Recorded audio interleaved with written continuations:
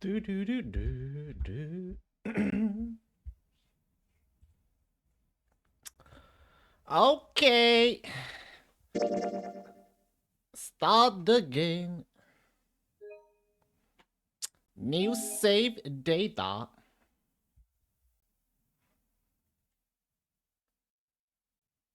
This game is fiction. All names characters. Now, well, okay.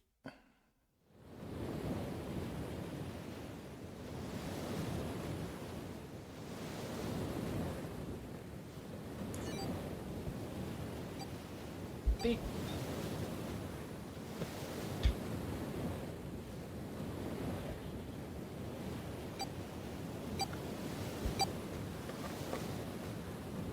TikTok. Hello, TikTok. motherfucker. Hello, Spirit. Happy Sunday.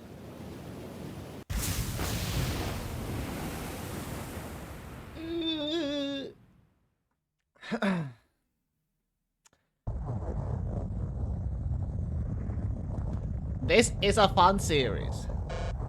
A loud noise started when Junpei awake and his eyes snapped open.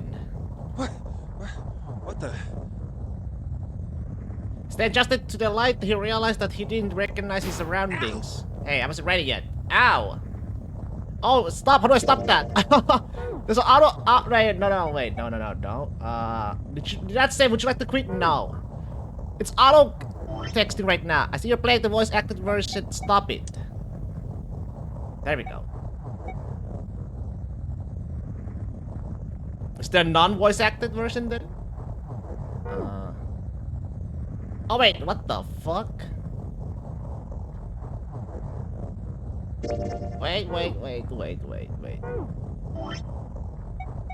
But I highly recommend you use the now more whenever possible. Stop. Okay. The crowd trooper's head connected with this something. It's something metal. He rolled over and threw out his hand to steady himself, but he found himself groping at the empty hair. What? Whoa! Yes, the original release on DS wasn't voice acted. His balance lost, his still fuzzy mind struggling to understand what was going on. Junpei tumbled down to the cold gray floor. Ouch! God damn it! Ah, Should I put what the myself hell? a little bit higher now then? Menu, nobody cares about the menu probably, so let's go up there.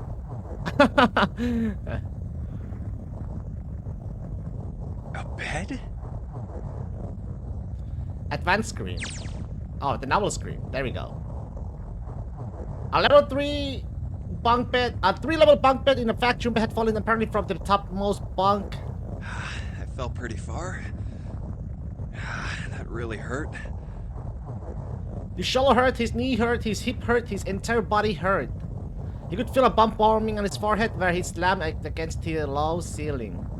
Damn, my eyesight's kind of blurry. Must have hit my head. No, wait. That's not it.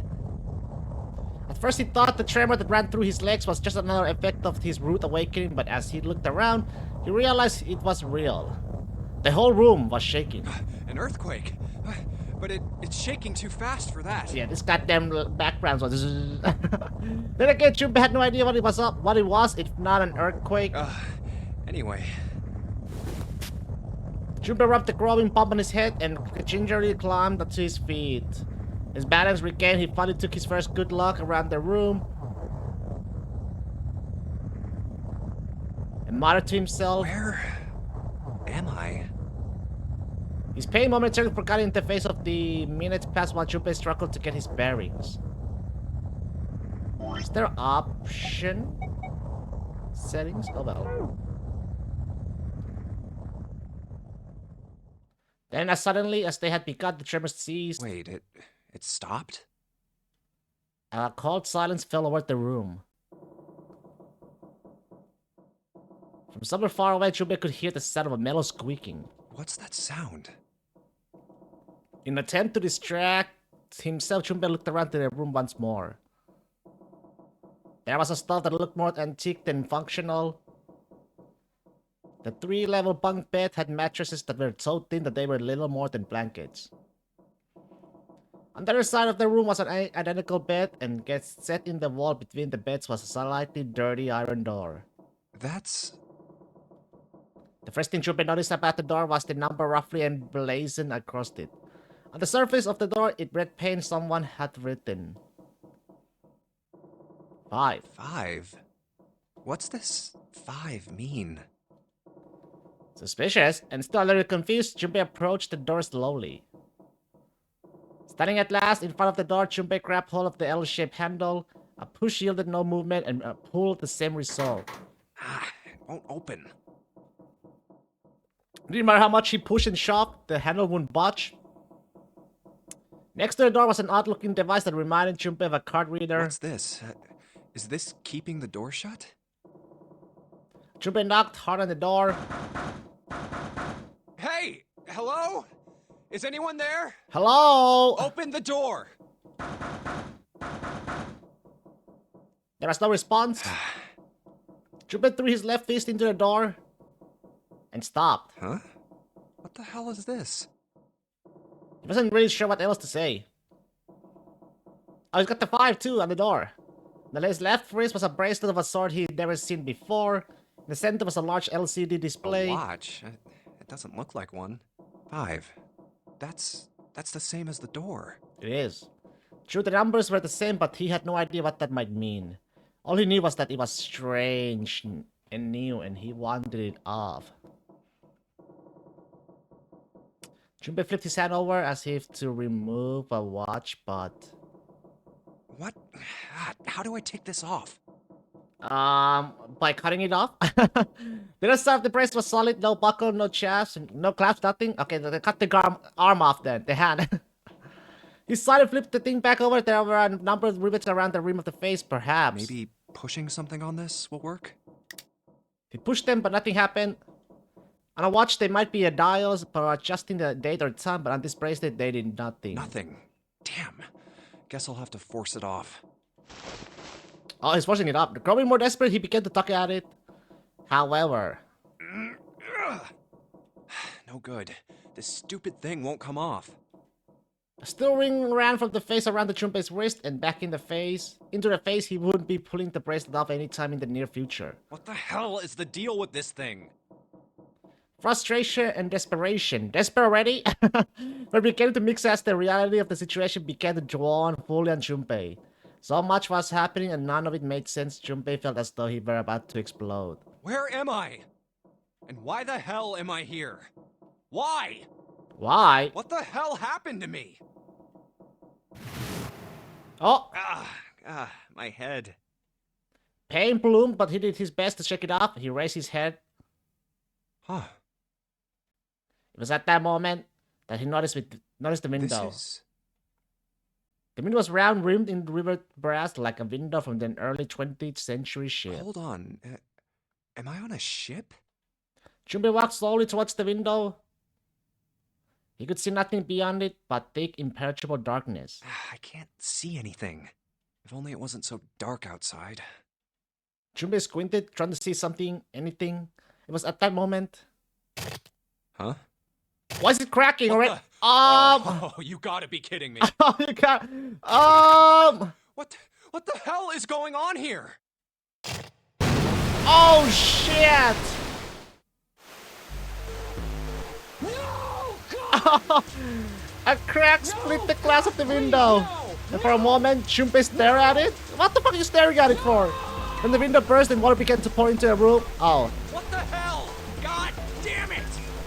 Junpei yelled and he spun around. His feet slipping on the water's already coming through the window. He ran for the door. Shit! Hey!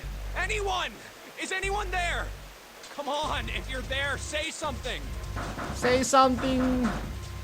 There was no reply. As Junpei screamed and pounded on the door, the water began to rise. It was now ankle deep on the floor and rising quickly towards his knees. It's not stopping. Not good. Not good at all. Okay. Not I need good. to find a way out, and fast. Junpei ran a hand across on his forehead, brushing the sweat out of his eyes, and looked around the room.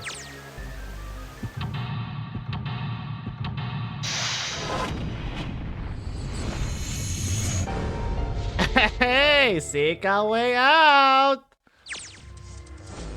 Third class cabin.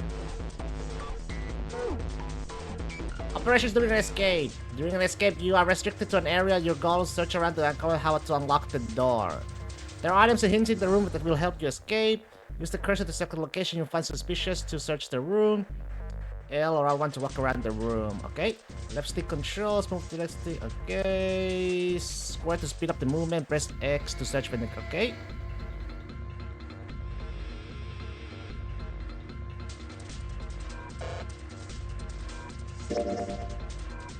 Might as well save, yeah. There's no auto save, right? So let's just save it there, yeah.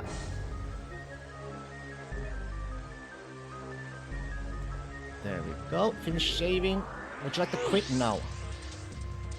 Okay, well, just keep scoring through the window. It's like a waterfall. I don't think showing something into the window is gonna stop the water. In other words, if I don't want to die, I need to find a way out of this room. I have to figure this out.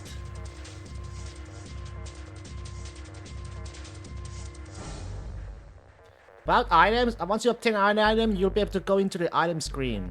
Pressing triangle will take you to the item screen. Picture frame. Combine. I can combine really. Oh wait, there's a search thing though. Receive with an item. The item visible in the lower left is the item currently in hand. When you close the item screen, the last selected item will be in hand. You hold an item while investigating the room, you may trigger a reaction. Try switching out items in hand and search different places. Press up to quickly change between items. Let's search. No picture frame. There's a picture of a ship in it. Well, it's the other way around right now. There's screws keeping the back on. Okay, screws. I gotta find some kind of screwdriver or something. If I can find anything. Doesn't seem like there's anything hidden on the sink. There's the train in this room. There's nothing on top of the shelf. A bulletin board. Looks like someone put a note on it. No, from a bulletin board. Let's got. Okay. Hiya, Papaya. Hello there, Sabes. Happy Sunday. How are you? I can keep looking till the cows come home. All I'm gonna find up here is that pillow. Damn, isn't there anything else I can use? How about this? No dice, it's locked tight. Let's see if there's anything in the keyhole. Number on the dial is 101. 0101. So I need to put the key in the keyhole before I can enter any numbers on the dial. Can't remember, is this blind or we played 999 already? Oh, I played 6+ years ago. So I have no recollection of the story or anything, so here I am. After playing the Shoot and Order game. Shoot and Order game made me fun to play this again.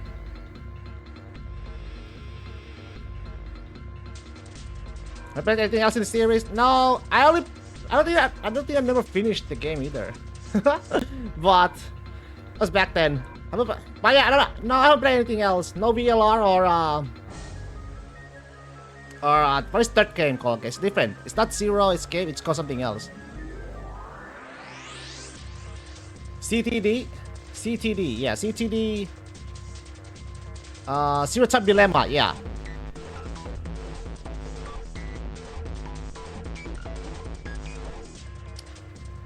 Blue briefcase on top of the bed. There's a pub at the other end of the bed. This escape Zero Time Dilemma, yup. There's a pub at the other end of the bed, there's nothing up top. There's the door onto the stove. Merely opens easily enough. Sure wish the door to get out of here was that easy to open. Oh wait. Hey, there's the screwdriver. Actually, it looks red. No screwdriver, doesn't seem to be anything special about it. Combine, right? Action. So we got those screws off easily enough, and here's the picture. Picture of an old cruise liner. Oh, hey. Someone wrote a bunch of numbers and symbols on the back of the picture, huh?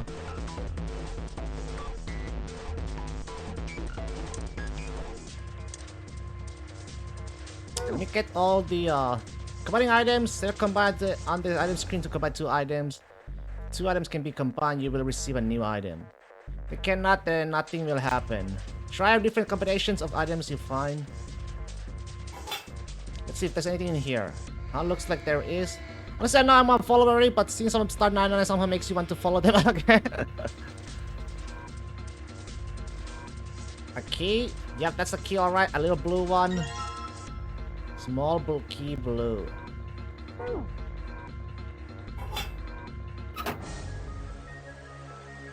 For this. Oh wait, but I need to. Let's see if what happens if I put this blue key in the keyhole. And nothing, yeah. I guess I'm gonna need some sort of code for the dial. Minigames during escape investigation may trigger one of the several minigames. Operations for the minigames are done by... Okay. Some minigames will require you to manipulate something, while others will only require you to apply the right object or touch the right thing. Operation instruction. Touching the dial will cause it to move to the next number. Enter 4 numbers this way and then touch the key. If the numbers are correct, it will unlock. Well, I don't think I have to... Damn it! Open, you stupid thing. I think it's gonna open if I whack it on the wall a couple of times. I think it's gonna open if I whack it on the wall a couple... Wait, might make me feel better. Not gonna help though. Alright, Junpei, don't freak out. Keep it cool and look around for some more clues.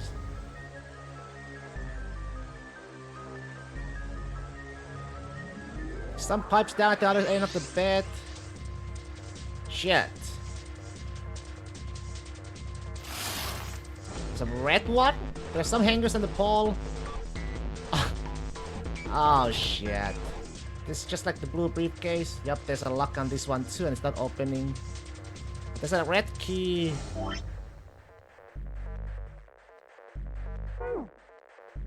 File cal flow.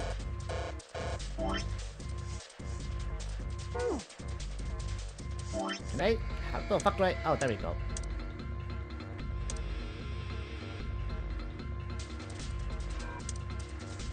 Let me... Let's see. So it's up. I don't know if it's a red or blue. What the fuck am I gonna know? I mean, yeah, based on the okay, so the black one is red and the blue one is the white. Right? Yeah. Oh wait, no. Wait, no.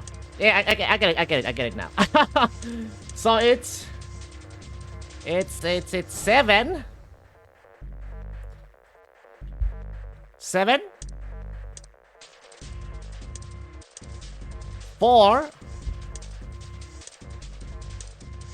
6. And 3. 7, 4, 6, 3. Wait, I don't have a key for that, so let's try this.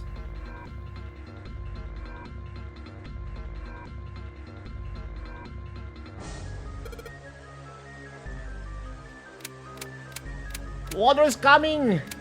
I'm dead!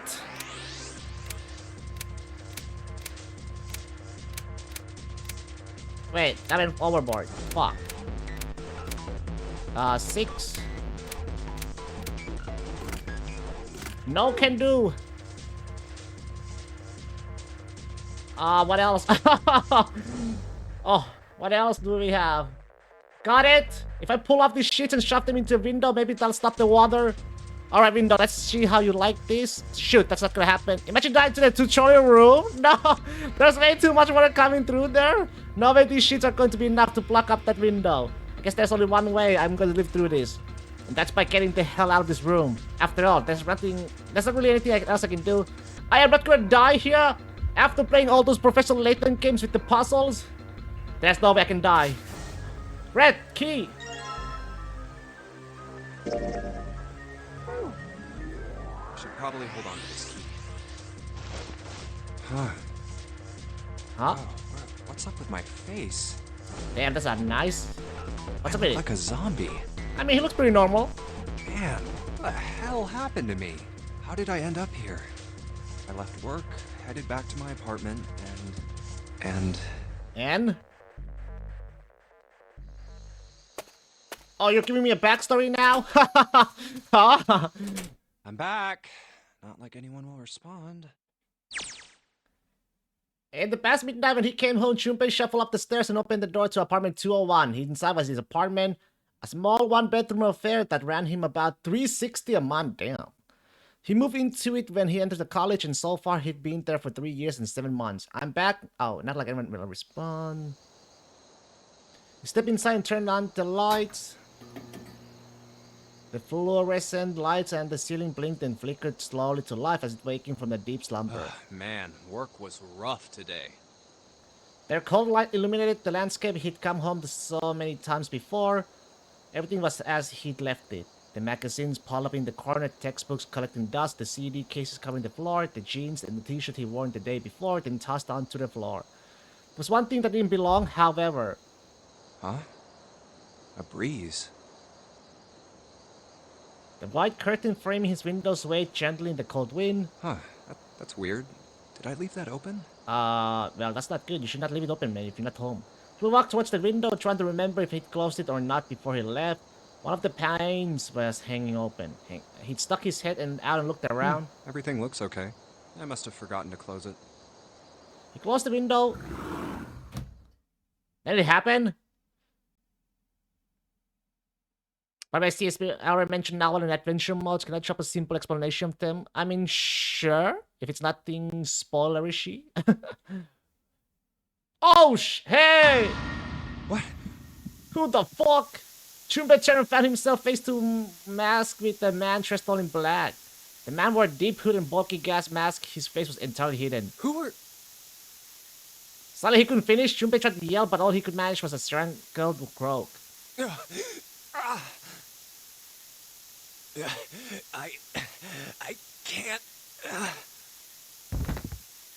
Junpei collapsed to the floor, a heap of limbs like a discarded puppet. Too late, he noticed with the white smoke that was quickly filling his apartment.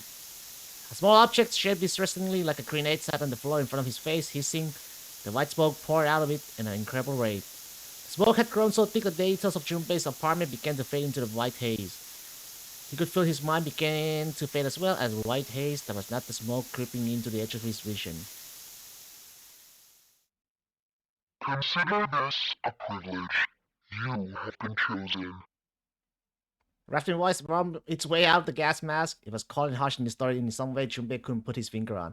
Original game was on DS with 2 screens, dialogue and top touch on the bottom.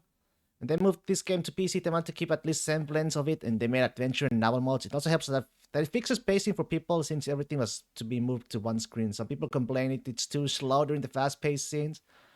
Adventure fixes that by skipping thoughts, only dialogue. Novel gives you everything plus thoughts, but it means it's the slower pace. It is your choice which one to play with. I don't mind. I mean, I already played Shoot and Order, which is a novel game mostly. So I'm fine, you know. Shoot and Order, 100 lines. You are going to be participating in a game. The Nonary game. It is a game where you will put your life. Hey, the on the line. Nonary games. That's the game of the title. That was the last thing Junpei remembered. The white smoke overpowered him. The masked man faded from his vision, and he felt his consciousness fall away into the white mist. That's right. That guy with the gas mask. That son of a bitch must have taken me here. When I get my Son of a hands on bitch. him... He gritted his teeth in frustration, strained to remember anything about his attacker's figure. Well, I guess there's no way to know if that was a man or not. The voice had been cold and mechanical, likely passed through a voice changer, and the body had been covered in a thick cloak. Just who was that? They said, you have been chosen. What it might mean, that was beyond him. What the hell is going on? Why me? It's Kodaka. That's Kodaka. That's not Kodaka, I mean. Kodaka is not the one in this... Who was it, the one? There's only one thing from his memory that seemed important. You are going to participate in a game. Uchikoshi. The Nonary game. It is a game where you will put your life on the line. The nonary game. Huh. What the hell is a nonary game? God damn it! I don't know. It's a game. It's Ato with the yellow Chumpe throw his face into the mirror. Okay, we're back. We got a red key, but I don't. Okay, and this is pretty poor excuse for a bed. There's apparently any space between the bed and the ceiling. I don't think I have enough space to turn over. I bet money this was for poorer passengers or maybe the ship's crew. Got to die someday, but I'm sure as hell don't want to be it here. There's the red chest Reno again. I was here, right?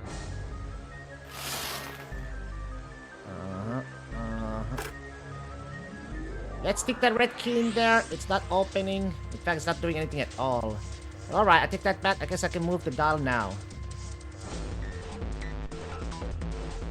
What if I just do, what the fuck? I gotta always go back.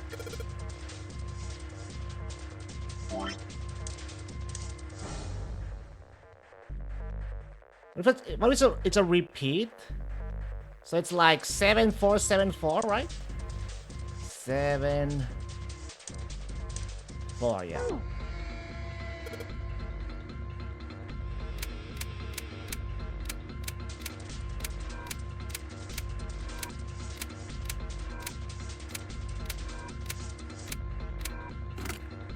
Open the fuck up!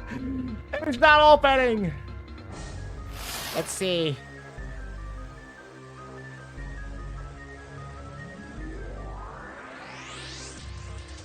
There's a 5.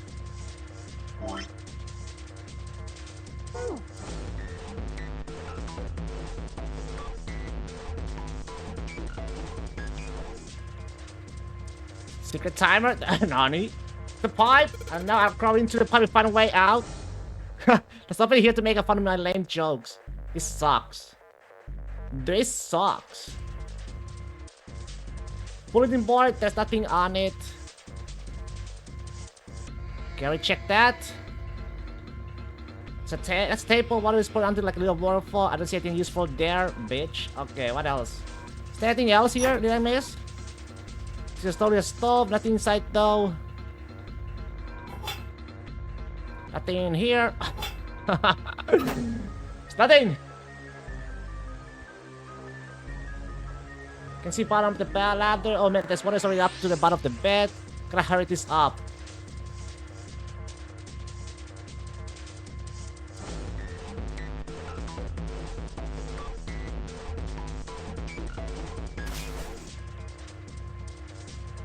The mirror doesn't show me anything either.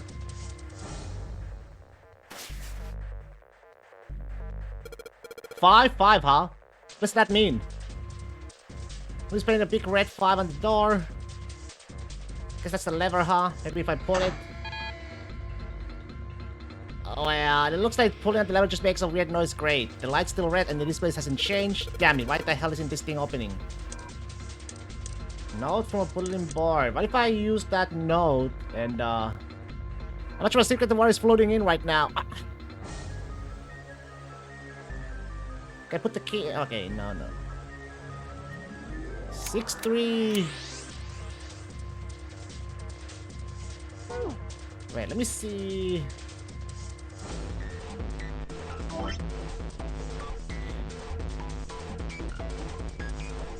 No, combine? No combine of those two right now, huh? Okay. Well, shit, I say me. Am I already stuck? Ain't no way, right? Tutorial puzzle? Ain't no way, right? Ain't no fucking way. Okay, let's see. Come on.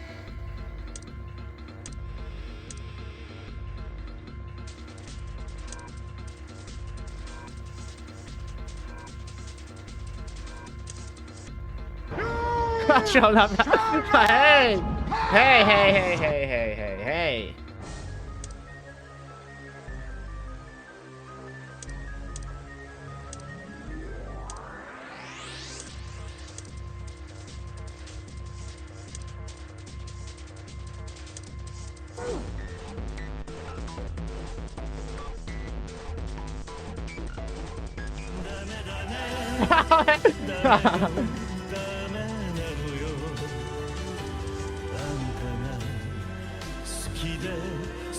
Nothing useful here.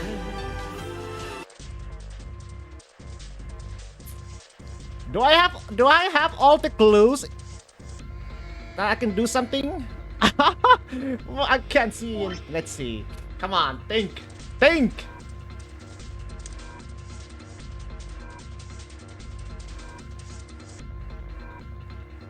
Maybe start at 7. Maybe it's Is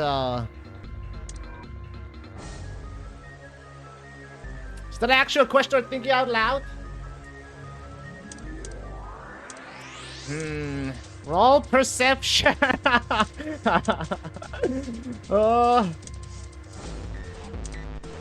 Let me ask this. Can I do something with these two right now? Or am I missing something? Oh, that's the flow chart. Damn.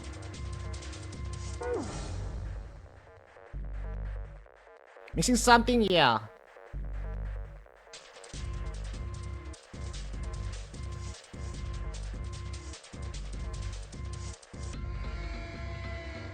Stop next to the sink.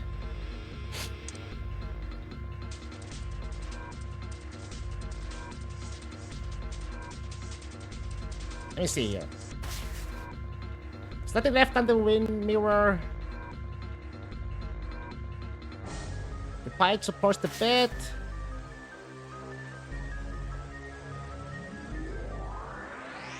Let me something here.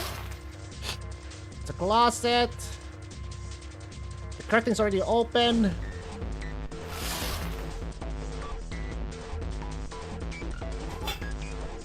Nothing in here. Nothing in here.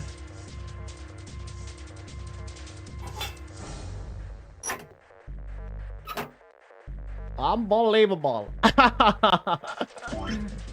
Wait, no.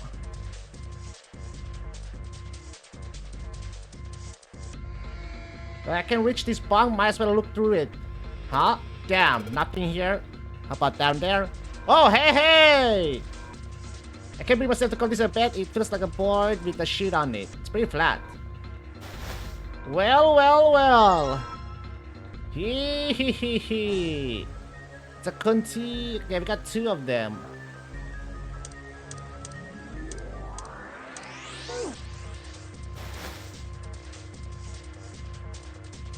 Okay, let's see again. Blue. Man, I need to screenshot this shit. Screenshot the numbers. There we go. So it is for the blue one, it's a big ass square, colored square. It's 0, 0. Then it is 2. 2. I already deleted the old one. Okay, it's 6. 0, 2, 6.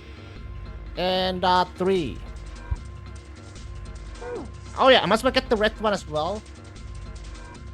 Oh well, fuck it. Let's do this first. 0. It was already a 0 already. Damn. 2. 6.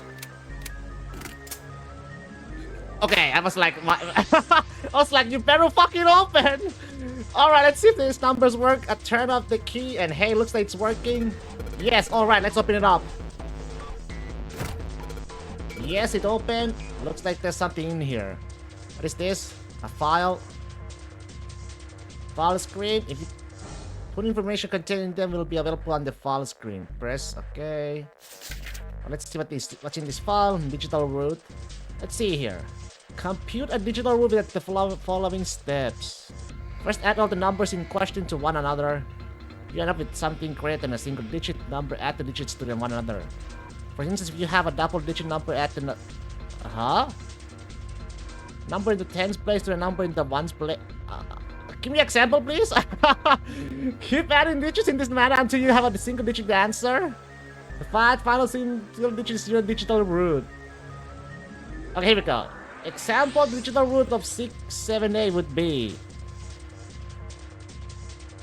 Oh shit. I haven't done math in a long ass time, man. Okay, I gotta get it. I get it. Therefore, the digital root of the 6, 7, 8 is 3. Except the digital root of 1, 2, 3, 4 would be 10. Yeah, it would be 1. Yeah. Therefore, the digital root of 3. Yeah. I see. So I just keep adding numbers until I get a single digit number. Oh, looks like there's something on the back of this thing. Notebook, a pen, and a calculator. And a stack of key cards, huh? 6. New material has been added to the file screen. Calculator. Oh, there's a calculator already. Yeah, until you get until you get one single digit. Okay, not the red one.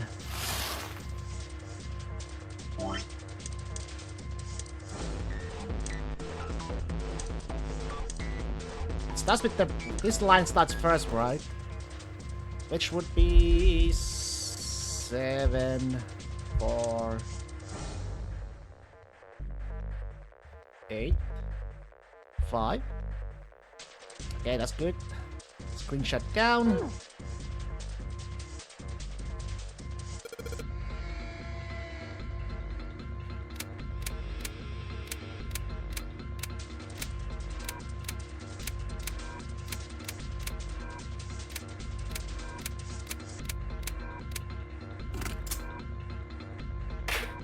Yes, I unlocked it.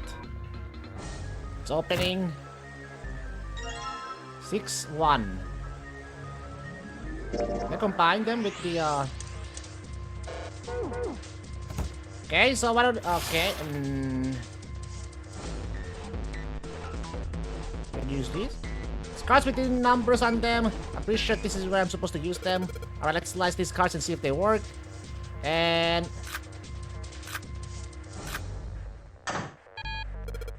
it's not working. Why? Damn it. No, that's not. That's right. I still have cards I haven't used.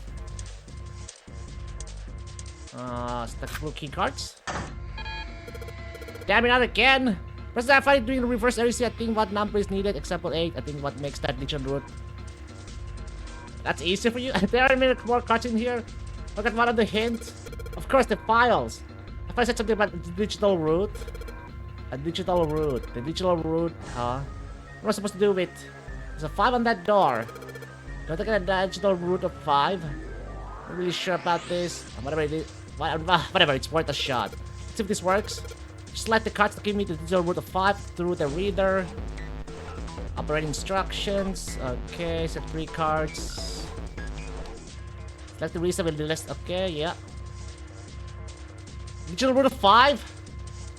So I need to get like 14 would be amazing, right? So let's see. If I start with 7, 13, and then 1. There we go. Alright, I think this is gonna work. There we go. That's a new noise. Huh? Did it just unlock? That light was red and now it's blue. No doubt about it. There's nothing keeping me in here now. Time to go. Go! Oh. Woo! Jesus! You found it! That took way too fucking long! Accompanied by a wall of angry water, Junpei shot out of the room and into the opposite wall. Clap! The water tossed and churned him like a washing machine, and he only stopped rolling when he hit his head on the wall. My head. Wait, is it over? Whew. That felt too much like being flushed down a toilet. Damn. Alright, this one was the easiest one. Don't say that. Junpei struggled to his feet in the still rushing water. Well, better than drowning, I guess. Am I in a hallway? The water that had followed him out of the room was rapidly pouring out the door. It flowed quickly down the hallway and slammed into the foot of the short flight of stairs. Oh. Just 5 steps, in fact, and at the top of this short staircase... A door. Another door. Damn this water. Ugh. Let me go. Junpei leapt up the stairs straight from the door. Yes, it opened. The door burst open, Junpei exploded out of it, only to freeze in his tracks. What other possible response could there have been to what he saw? What? What the hell? His voice trailed up, and all he could do was stare. A polished floor stretched out before him, ornate staircase rising up from the edges, each one of them, equidistant from the others. The stairs and pillars were solid wood, and Art Nouveau as embellishments and decorations covered the walls and pillars. Looked pretty fancy.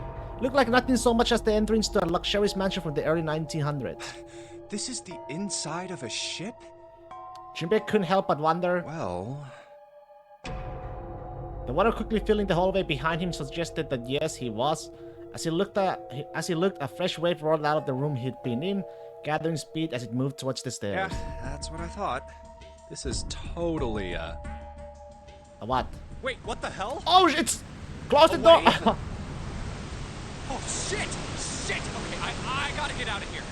Junpei spun around, his wet shoes squeaking in protest on the polished floor, and ran towards the tremendous staircase in front of him. See that?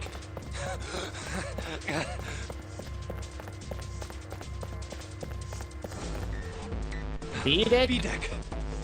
Hurry! Hurry! As he ran, he glanced quickly at the plates mounted on the wall, denoting the decks of the ship. A-deck's next. He took the stairs two at a time, not entirely sure where he would find himself. Just as he began to wonder where, in fact, the stairs did lead. What? Holy moly, there's a booba girl! Junpei saw another person out of the corner of his eye. People. Damn! He stopped short, nearly tripping over the next stair and looked. It wasn't just one person he'd seen. Stare! Hey! I'm the landing to the Gola right now! I'm staring. On the landing to the left of the stairs, there were 4 people staring at him. And on the right side, 3 more. A lot of people. All told, there were 7 of them. Lucas thought they had been on their way down the stairs, but stopped short when they saw Junpei, their eyes wide. He'd done the same, of course, and now they stood there, staring one another. Junpei moved 1 foot placed awkwardly on the next step in the middle of a stride. Who were these people? This entire interaction lasted only a matter of seconds. The woman spoke to Junpei and in time began to move again. I guess there's another one of us now. Dancer. A dancer? The woman was dressed, Junpei thought, rather like a dancer. Her clothes covered very little and her prodigious jewelry a little more. No, I'm not. You better get moving. With no further ceremony, she ran straight past Junpei and towards the doors behind him. Well, okay then. Okay then. The sudden proximity of a woman with such a striking asset left Junpei momentarily stunned. But the others wasted no time quickly followed the strange woman. Silver hair? Silver hair? Huh? What is Kiluka doing here? I mean Kilua. The first step to pass Junpei was a young man with a silver hair. He threw quickly a glance in Junpei's direction as he ran, muttering. One of us, huh? What? Nothing. Following was an older man, his face calm and without fear. Soft wrinkles sprouted from his eyes and he came close enough as he passed from Junpei to see wisps of grey. In his hair, his composure and shock of hair struck Junpei as rather like that of an elderly lion. Going up won't do you any good. There are 2 doors, but neither of them will open. Wait, hold on. The doors won't open? Oh shit! Next speak to Junpei was a girl with pink hair and a high voice. Come on! Aren't you coming? You gotta hurry! Her small hand was wrapped around the waist of another man. His eyes were closed, almost as though he were sleeping. His features were graceful, almost serene, and he was dressed rather elegantly for someone his age. Something about his posture seemed very refined, and Junpei couldn't help feeling he was noble and dignified somehow. Suddenly, never seen one, but this man seemed like what Junpei had always imagined a prince would be like. That's 9 of us then. All of the cards are in hand. What does that mean? Junpei opened his mouth to ask what the other man had meant, but the girl with pink hair rushed past him. Wait! They're gone.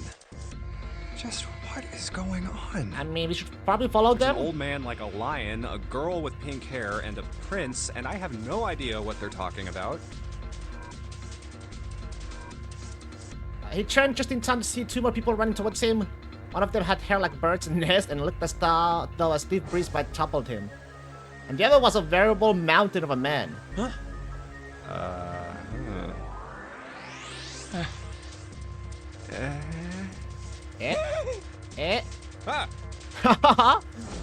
The scrawny one scuttled past Junpei as though he were running from something. What's that all about?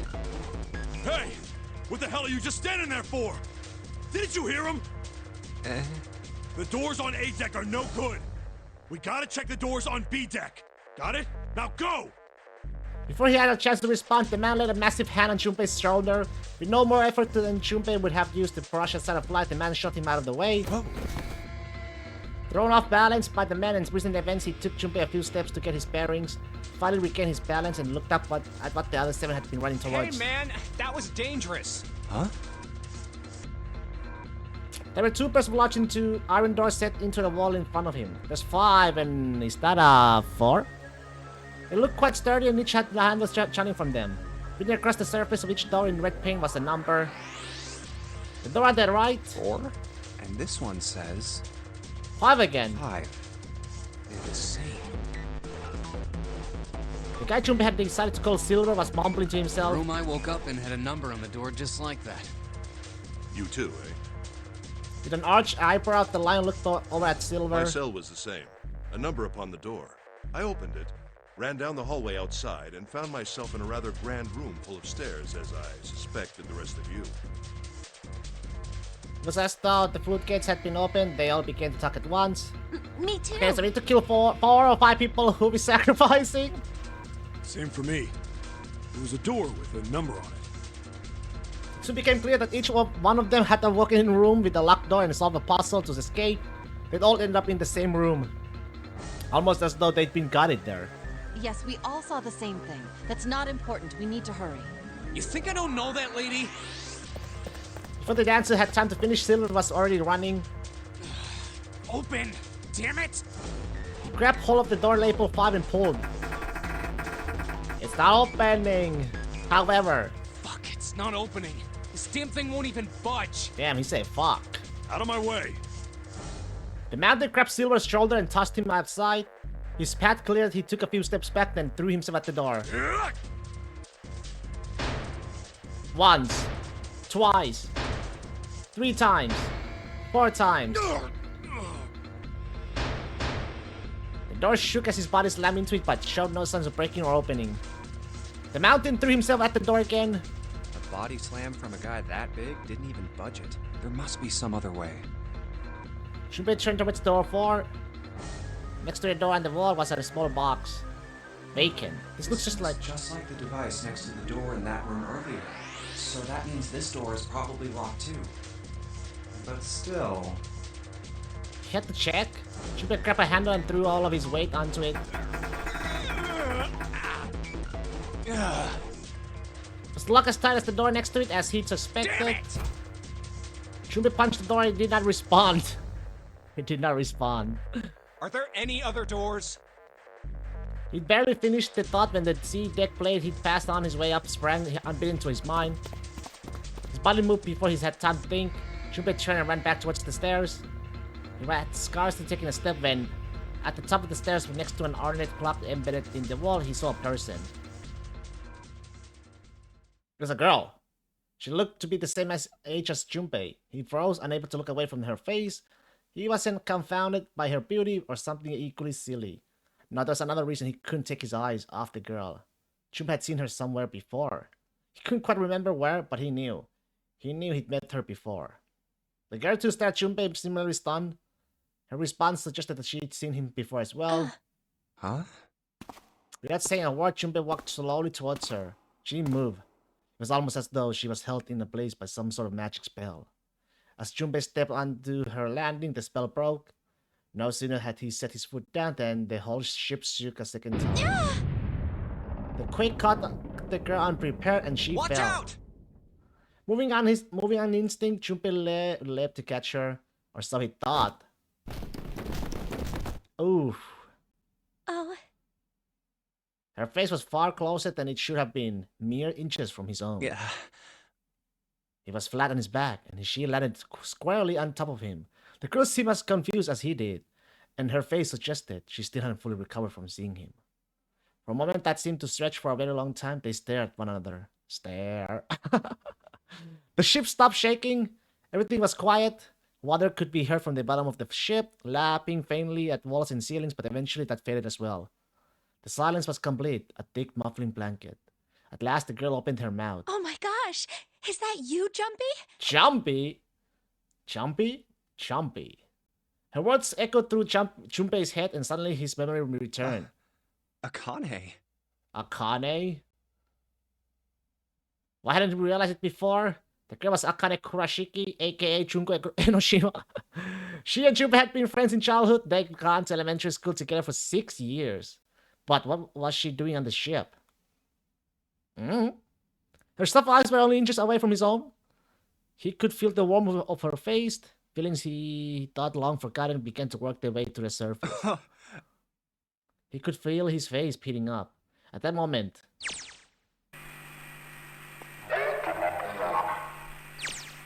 a speaker cracked to life and a cold, eerie voice filled the room.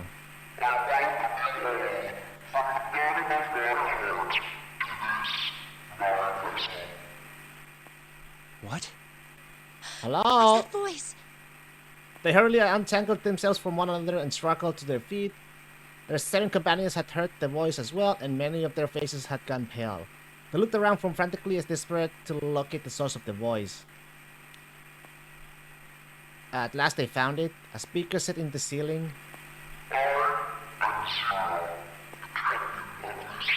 Zero? The voice was harsh, obscured occasionally by the crackle of the static, yeah. This is... Junpei recognized it? How could he have forgotten it? That guy in the gas mask! Oh! Hey, asshole! What the hell is this? Come on out here. I want to get a look at you. What do you mean to do to us?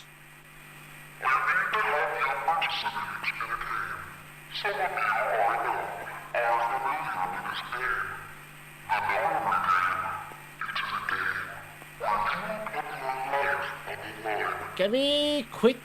Nonary game. I don't want to do it. What the hell's that? The voice continued implacable.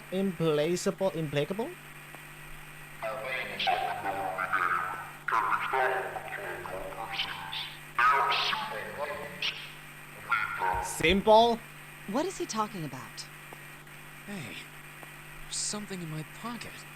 Check this I out. wonder for her, for the dancer, where are her notes, at? Silver reached into his pocket and pulled out a small slip of paper. The rest of them reached into their own pockets and pulled out similar slips of paper. Junpei followed suit and ducked into the pocket of his pants. He felt the telltale crumpled paper slightly damp from his earlier ordeal. Hey, I got one too. Then it would seem Zero has seen fit to grace us each with a letter. Would you mind terribly reading it to us, young man? His request had been delivered to Junpei, who after a short moment of surprise did as he'd been asked.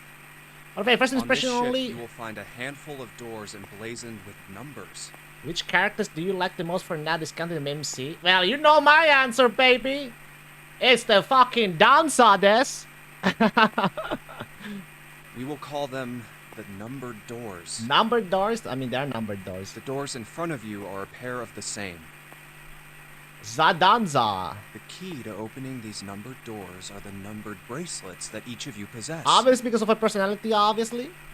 Should you total the numbers on your numbered bracelets and find that the digital root of that number is equal to the digital number root of that again, huh? door, the door will open. Only those who have opened the door may pass through. It's back to There the are, digital root. however, limits. Only 3 to 5 people can pass through one numbered door. All those who enter must leave, and all who enter must contribute. So this thing on my arm is a bracelet. He glanced around and looked like everyone else had one as well and had come to much the same conclusion. The purpose of the game is simple. Leave this ship alive. It is hidden, but an exit can be found. Seek a way out. Seek a door that carries a 9. A 9. We can look for a 9.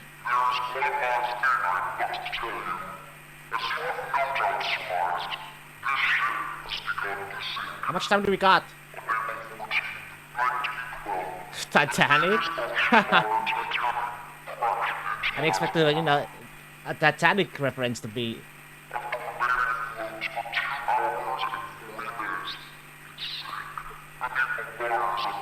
We got less than 3 hours? Don't tell me!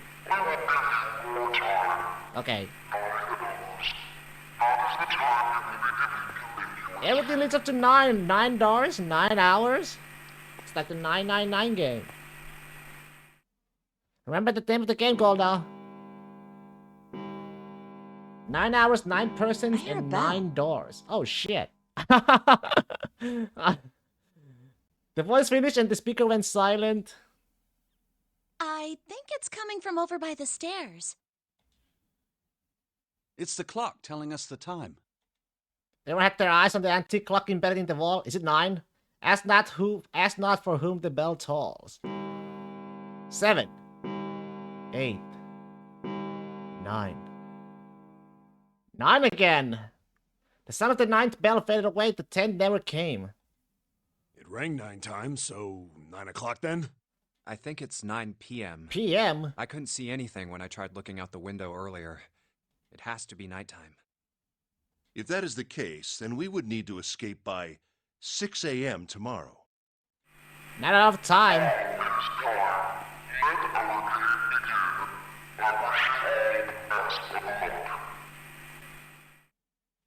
Thank you. The speaker went silent, did not speak again. Hey! You bastard! What do you mean by that? Come out here, you asshole! That guy won't stop shouting.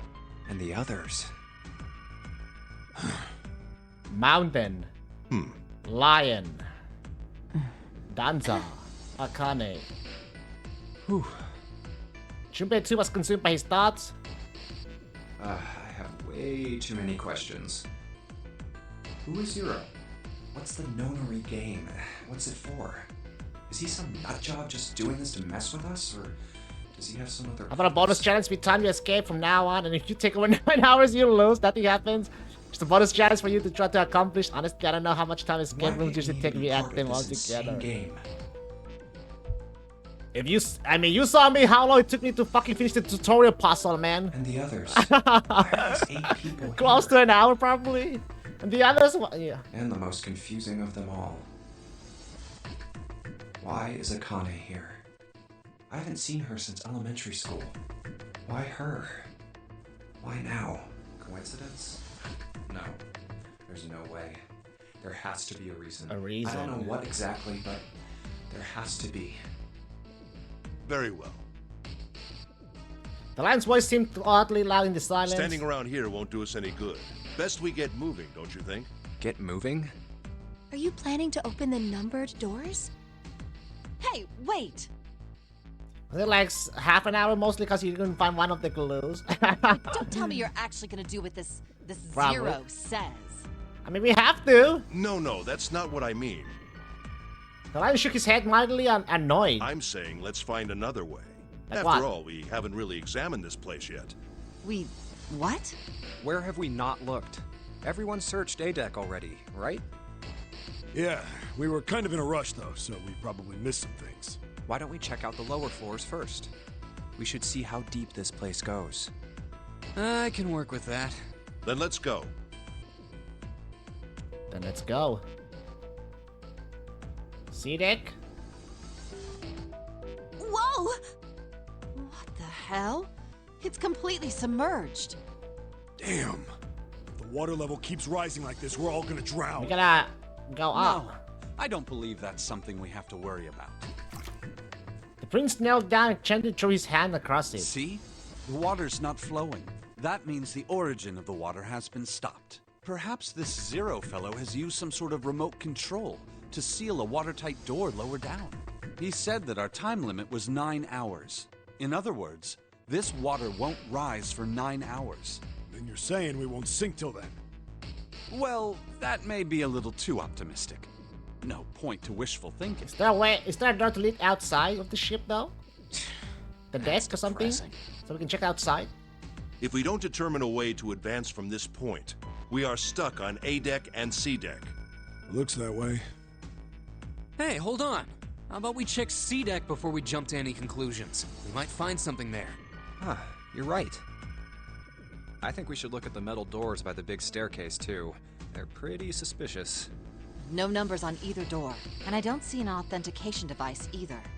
Nope, it's locked. This one too. Damn, none of the doors are opening. Hey guys, over here. There's another door behind the stairs. This one doesn't open either. Damn, they're all locked. We'll see about that. Hey, old man. Brute force, Give me a baby! hand. Using force, I see. Let's give it a try. Brute force is always the answer!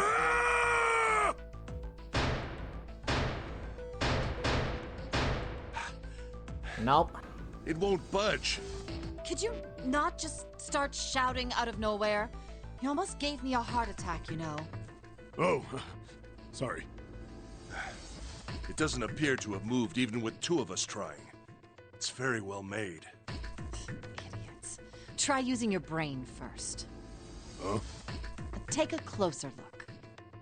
A keyhole? Right. It's obvious what we need to open this A door. keyblade! A key, huh? You got a problem? No, I just really doubt we'll find a key that easily. Ignoring the tense air between the two, Junpei moved closer to examine the What's doorknob. this?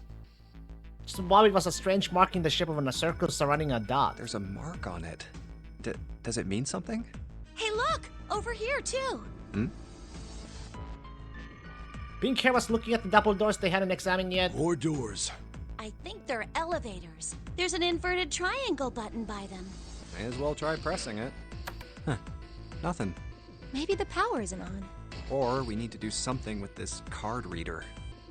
And there's a strange mark here, too. What is this? It looks like a lowercase h with a dash drawn across the upper stem of the h. I don't know. Junpei stared at it for a while. This is the symbol of Saturn. Saturn? It's an astrological symbol. Then the mark on the other door. I think that was the sun symbol. Sun. We saw the same symbols on A deck. We did? I don't remember that. A deck, huh? I haven't been there, so I The wouldn't know. Saturn, Sun, maybe there's a Venus, Mars. May as well check again since we're talking about it. Lion's words urged them on, and they took the stairs up. There, the two doors next to the stairs. The one on the left had a keyhole with a similar symbol engraved on it. She's right. It looks similar to what we saw downstairs. This is an Earth symbol. Earth! The horizontal line symbolizes the equator, and the vertical one represents the prime meridian. I see. Junpei looked up at the ceiling. The ceiling. Metal plates. Huh. It's as if it's covering something up. Perhaps it was a dome of some kind. I wish we could get out through there. Be realistic. We'd need a lot of explosives to open that up. The windows, too. Huh. They're all covered. There were several windows along both sides of the ship, or at least there had been. They too were covered with metal plates. In other words, They're all blocking the view. trapped. All the exits go nowhere. We can't see. Junpei was not happy. The girl with pink hair spoke up. Well, I'm sure they go somewhere. We just can't open them. Then the mountain spoke. You don't know that. For all we know, they just open into walls or take us in circles. The prince did not agree. No, I'm sure they go somewhere. Otherwise, what point would there be? And we can open them. Well, 2 of them at least. There's only 5 and 4. Oh, you mean the numbered doors. All eyes turned towards the doors with numbers on them. Atmosphere in the room grew tense. Hey, wait a minute. I think I said this earlier, but I don't think we should do that. The dancer moved in front of the doors as if to block them. We'd have to be crazy to open these doors. If we do that, we're doing exactly what Zero wants us to do. Suddenly everyone began to speak at once. May as well give it a shot. Can't stay here forever. Yes, I'm in favor as well. No, I'm totally against this. But shouldn't we at least try? We don't know what'll happen. We should stay here. We don't have time for that. In 8.5 hours, this ship is going to sink. The Glamour voice Maeve's voice made it to next to impossible to determine who were saying what. The arguments grew more and more intense until people were shouting and screaming at one another. Hey! Shut up! They fell silent. All eyes turned to Junpei. He felt each stare burning into him, but he refused to flinch. Before we try and decide where we're going to go, there's something else we ought to do. What's that? We need to exchange information. We don't know anything about each other. I want to know who you guys are. Who you are, where you came from, why you ended up here. Don't tell me you aren't curious Is it really too. the time though? We get only 8.5 hours.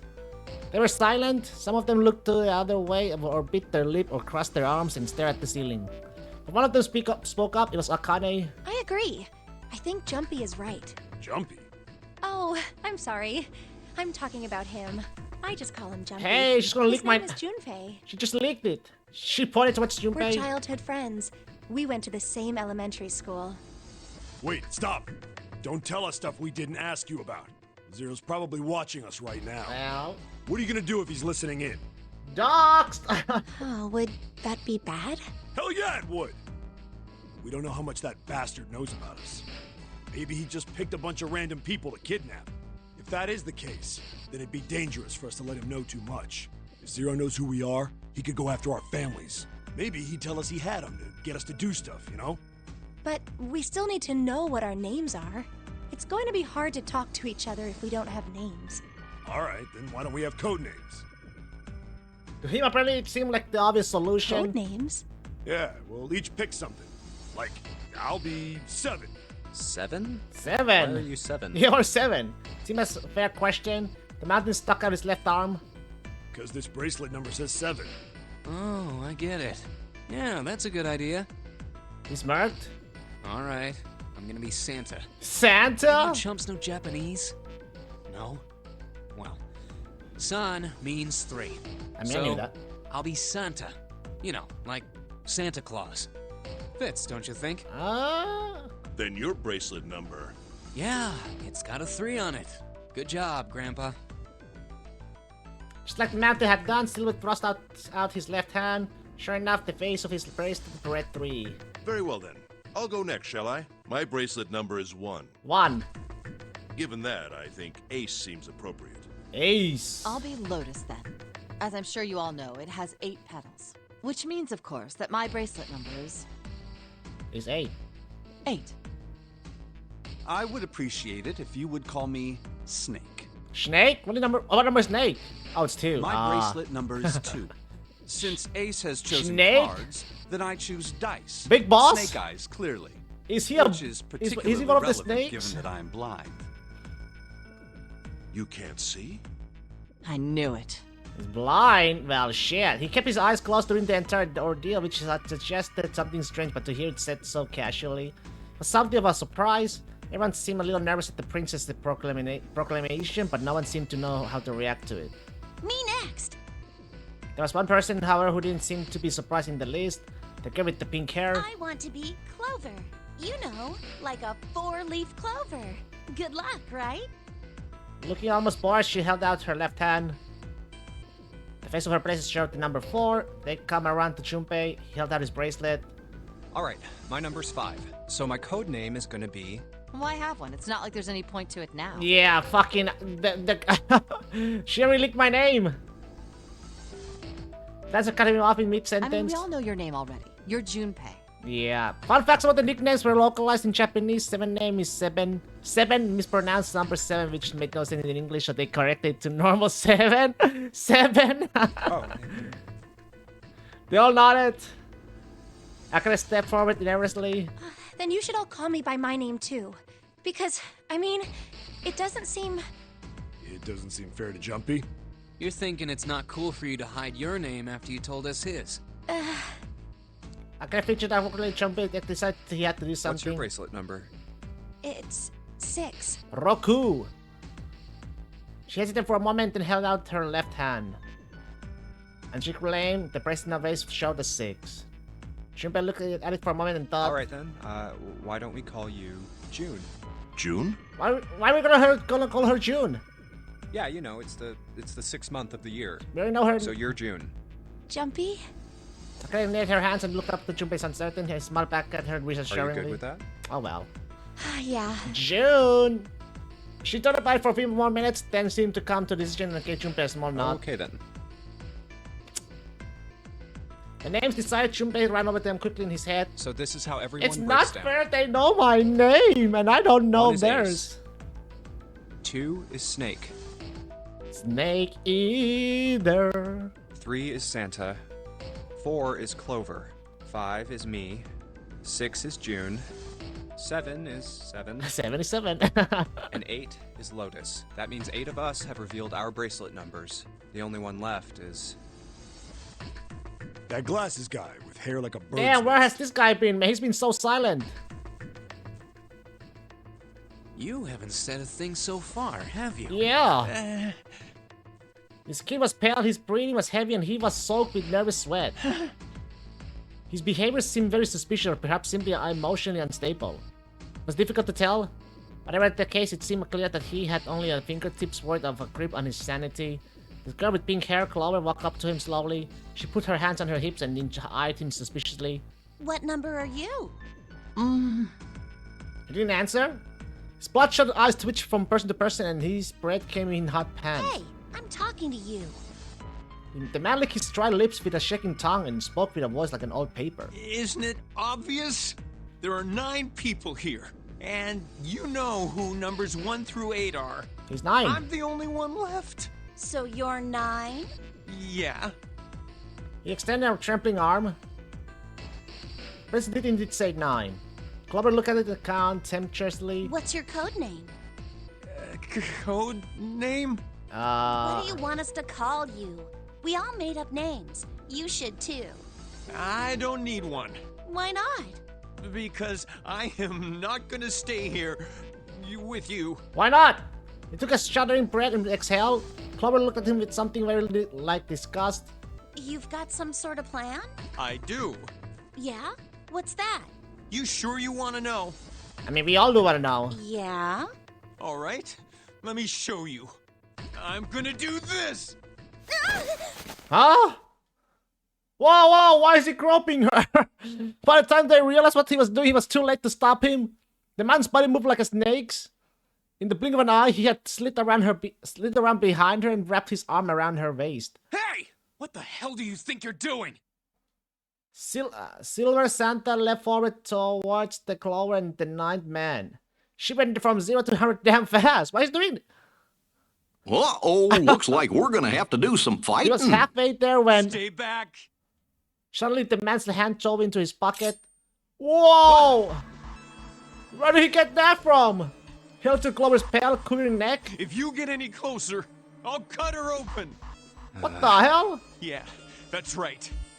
The man's smile was neither friendly nor reassuring. Sweat poured down his neck, soaking into the color of his shirt. Clover, are you all right? No, she's not. The Prince Snake's voice sounded oddly concerned. Yeah, I'm fine. Her voice shook, making her words even less convincing. What the hell are you trying to do? I told you, this is my plan. What are you gonna do to her, you sick son of a bitch? Don't worry. I'm not gonna do anything to her. If she just does what I tell her to, I'll let her go.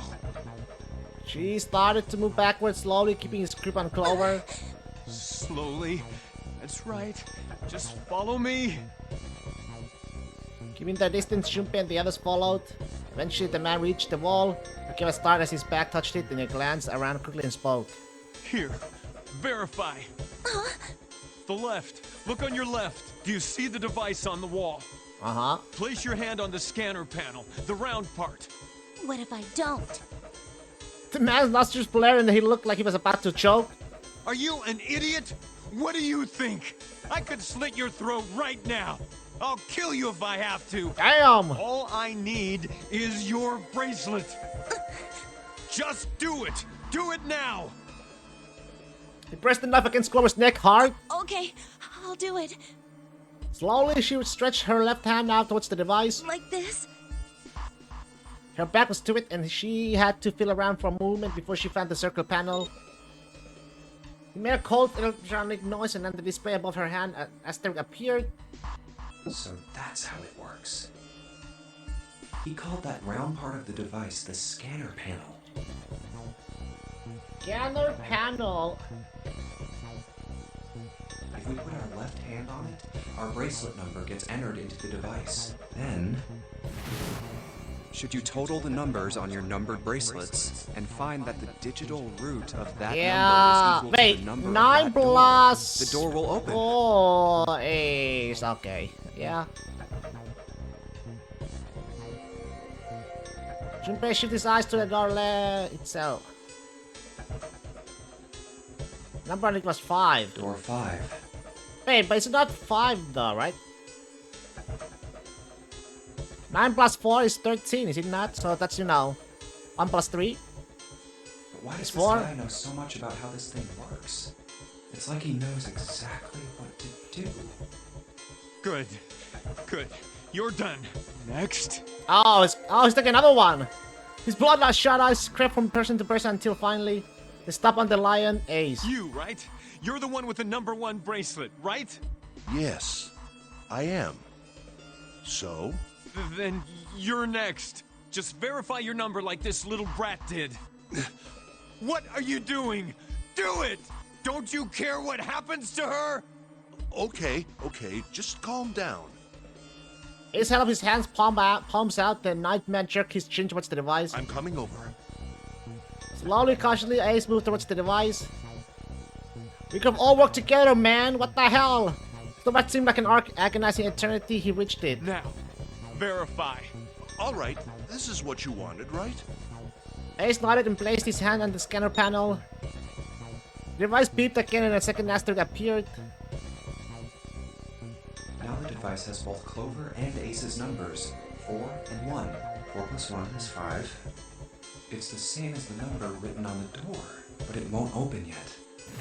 Only 3 to 5 people can pass through one numbered door. Wait, yeah, 3 or 5 people. One more person. If what Zero said is true, he needs one more person. Oh, I thought they can pass through. Oh, you need at least 3 people. Yeah, okay, to open. Who does he need? I understood that wrong. Get back. His way shook, but the knife he held to Clover's throat made his words a command. Ace takes 2 and 3, then 3 steps back. No! Farther! More than that! Go all the way back! Okay. Slowly, Ace did what he was told. The Nightman's lips curled into a cruel, twisted smile. Don't tell me. Oh, that's when Junpei understood his plan.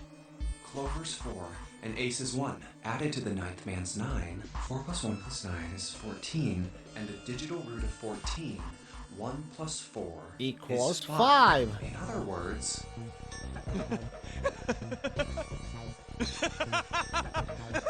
Oh my god, that is a crazy laugh.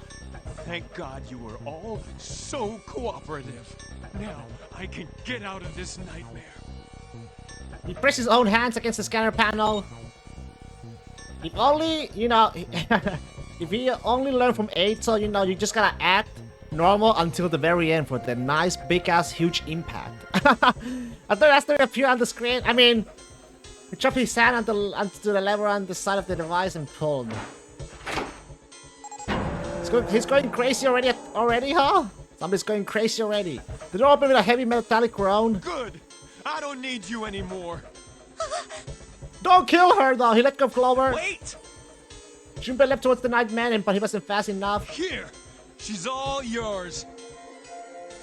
The man shoved Clover and hopped through the door. Okay. Have a good one, guys. Bitch. I'm going off ahead now. Well then, goodbye. He raised his hand and waved a twisted smirk on his face. And he was gone. The door ground shut with a dull clang of metal on metal. Clover, are you all right? Snake ran to Clover's side as she lay on the floor. Yeah, I'm fine. She climbed unsteadily to her feet and once there leaned heavily on Snake's shoulder for support. Damn it! Junpei ran to the door. That bastard! Yeah, what a dick, man. The others followed him. Several pairs of hands grabbed hold of the handles and pulled. Open, damn it! They grinded and strained, but... Shit! It won't budge. That was when Lourdes, the dancer, spoke. Her voice was quiet. Do you hear something? Like, what? What? Like some sort of beeping. Junpei pressed his ear against the cold metal of the door. The others did the same. You're right. I can hear it too. What's with the beeping? What is it? Yeah, what it? Then they heard something else. It was the Nightman. Why isn't it stopping? God damn it! You lied! Lied? This wasn't supposed to happen! This is wrong! This is wrong! What is wrong? His voice shook with fear. Safe on this outside, they stepped back from the door and looked at one another. What is happening in there? Open the door, please! I'm begging you! Oh, now you're begging, huh? Please get me out of here! Get me out of here! You're the one who wanted to go inside, bitch! God damn it! Junpei grabbed hold of the device. He slammed his hands on the scanner panel. Engage! Nothing happened. Lord, damn Why won't it work? Engaged? Is it because it's occupied? Oh my god, there's no time left! Listen, I was lied to! Who He lied? to me! Who lied? He put me in here! Who lied? It was him! He killed me! Who the It was him! Who the fuck is him? Who him? Him who? You can't say him because we don't know him. Don't you love playing the pronoun game? It was him! Him, what the fuck? Who the fuck is him, bro? The explosion rocked the room. Damn. Instantly they ducked. Then stood up slowly when they realized there was no danger. Imagine we just said it was Eito, he lied to me. No one spoke. Silence filled the room. A beep? All eyes turned towards it. Did that thing just make that sound? Oh, it's vacant now. The display changed from engaged to vacant. Let's see if we can open it. 7, the mountain swallowed hard. Okay. Junpei nodded and placed his hand on the scanner panel. A red asterisk appeared on the LCD panel. Well, it registered my bracelet number. 5 but it plus won't 7 open with one person. is 12. We need at least 2 more people. Want to do? I have 5 right now, right?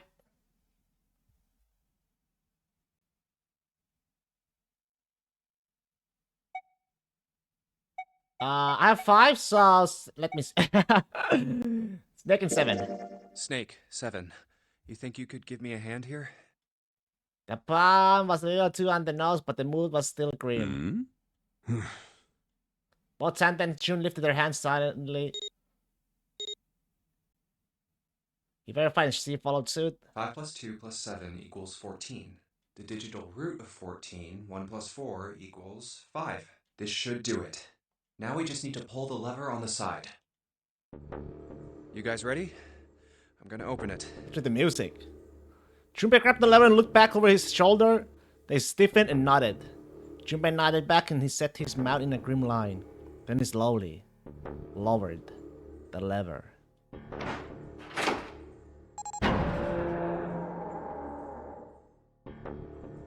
There was a metallic groan and the door slid open. A breath of air drifted out of it carrying a stench that nearly made them gag. There's blood on the fucking door! Junpei grimaced and put a hand over his mouth. Oh my god.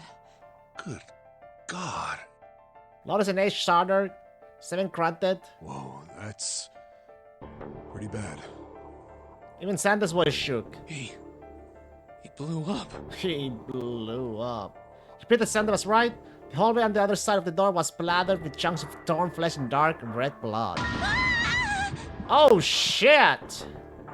The shriek echoed across the room. It had come from June. Then her strength left her and she dropped. As Junpei turned to catch her, the door groaned shut.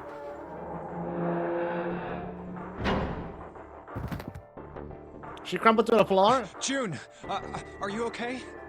Junpei dropped to his knees and put his arm around her shoulders. That was when he noticed. Her whole body was feverish. She was radiating intense heat. What the hell? Oh Where'd this fever my come god, from? and now she's sick? She didn't answer. Her face looked like wax and her whole body began to shake. Alright, okay, let's just rest for a minute, okay? You think you can walk? She nodded weakly. Junpei lifted June to her feet and guided her to a nearby chair. Here we go. As gently as he could, he set her down in it. How are you feeling? Are you alright? She nodded, and as she did, a single huge tear rolled down the side of her face. Why? Why did this happen? Her voice cracked, broken by misery and grief and choked by sobs. Why did this happen? He fucked It was up. at this moment that he knew. Junpei He spun fucked around. up. He fucked Do any up! of you know what the fuck is going on here? Damn, what the fuck? Who's Zero? What's this nonary game? Come on! Anybody? Anything? What the hell is going on? What are we doing here? Ask him! The Nightman know! It was him! What did happen? Well, he fucked up. No one spoke. Snake, Santa, Clover, 7 Lotus. They simply stood there, 7 pairs of downcast eyes and 7 grim lines for mouths. June's body shook with silent sobs. They slowed as the minutes ticked by and eventually they stopped.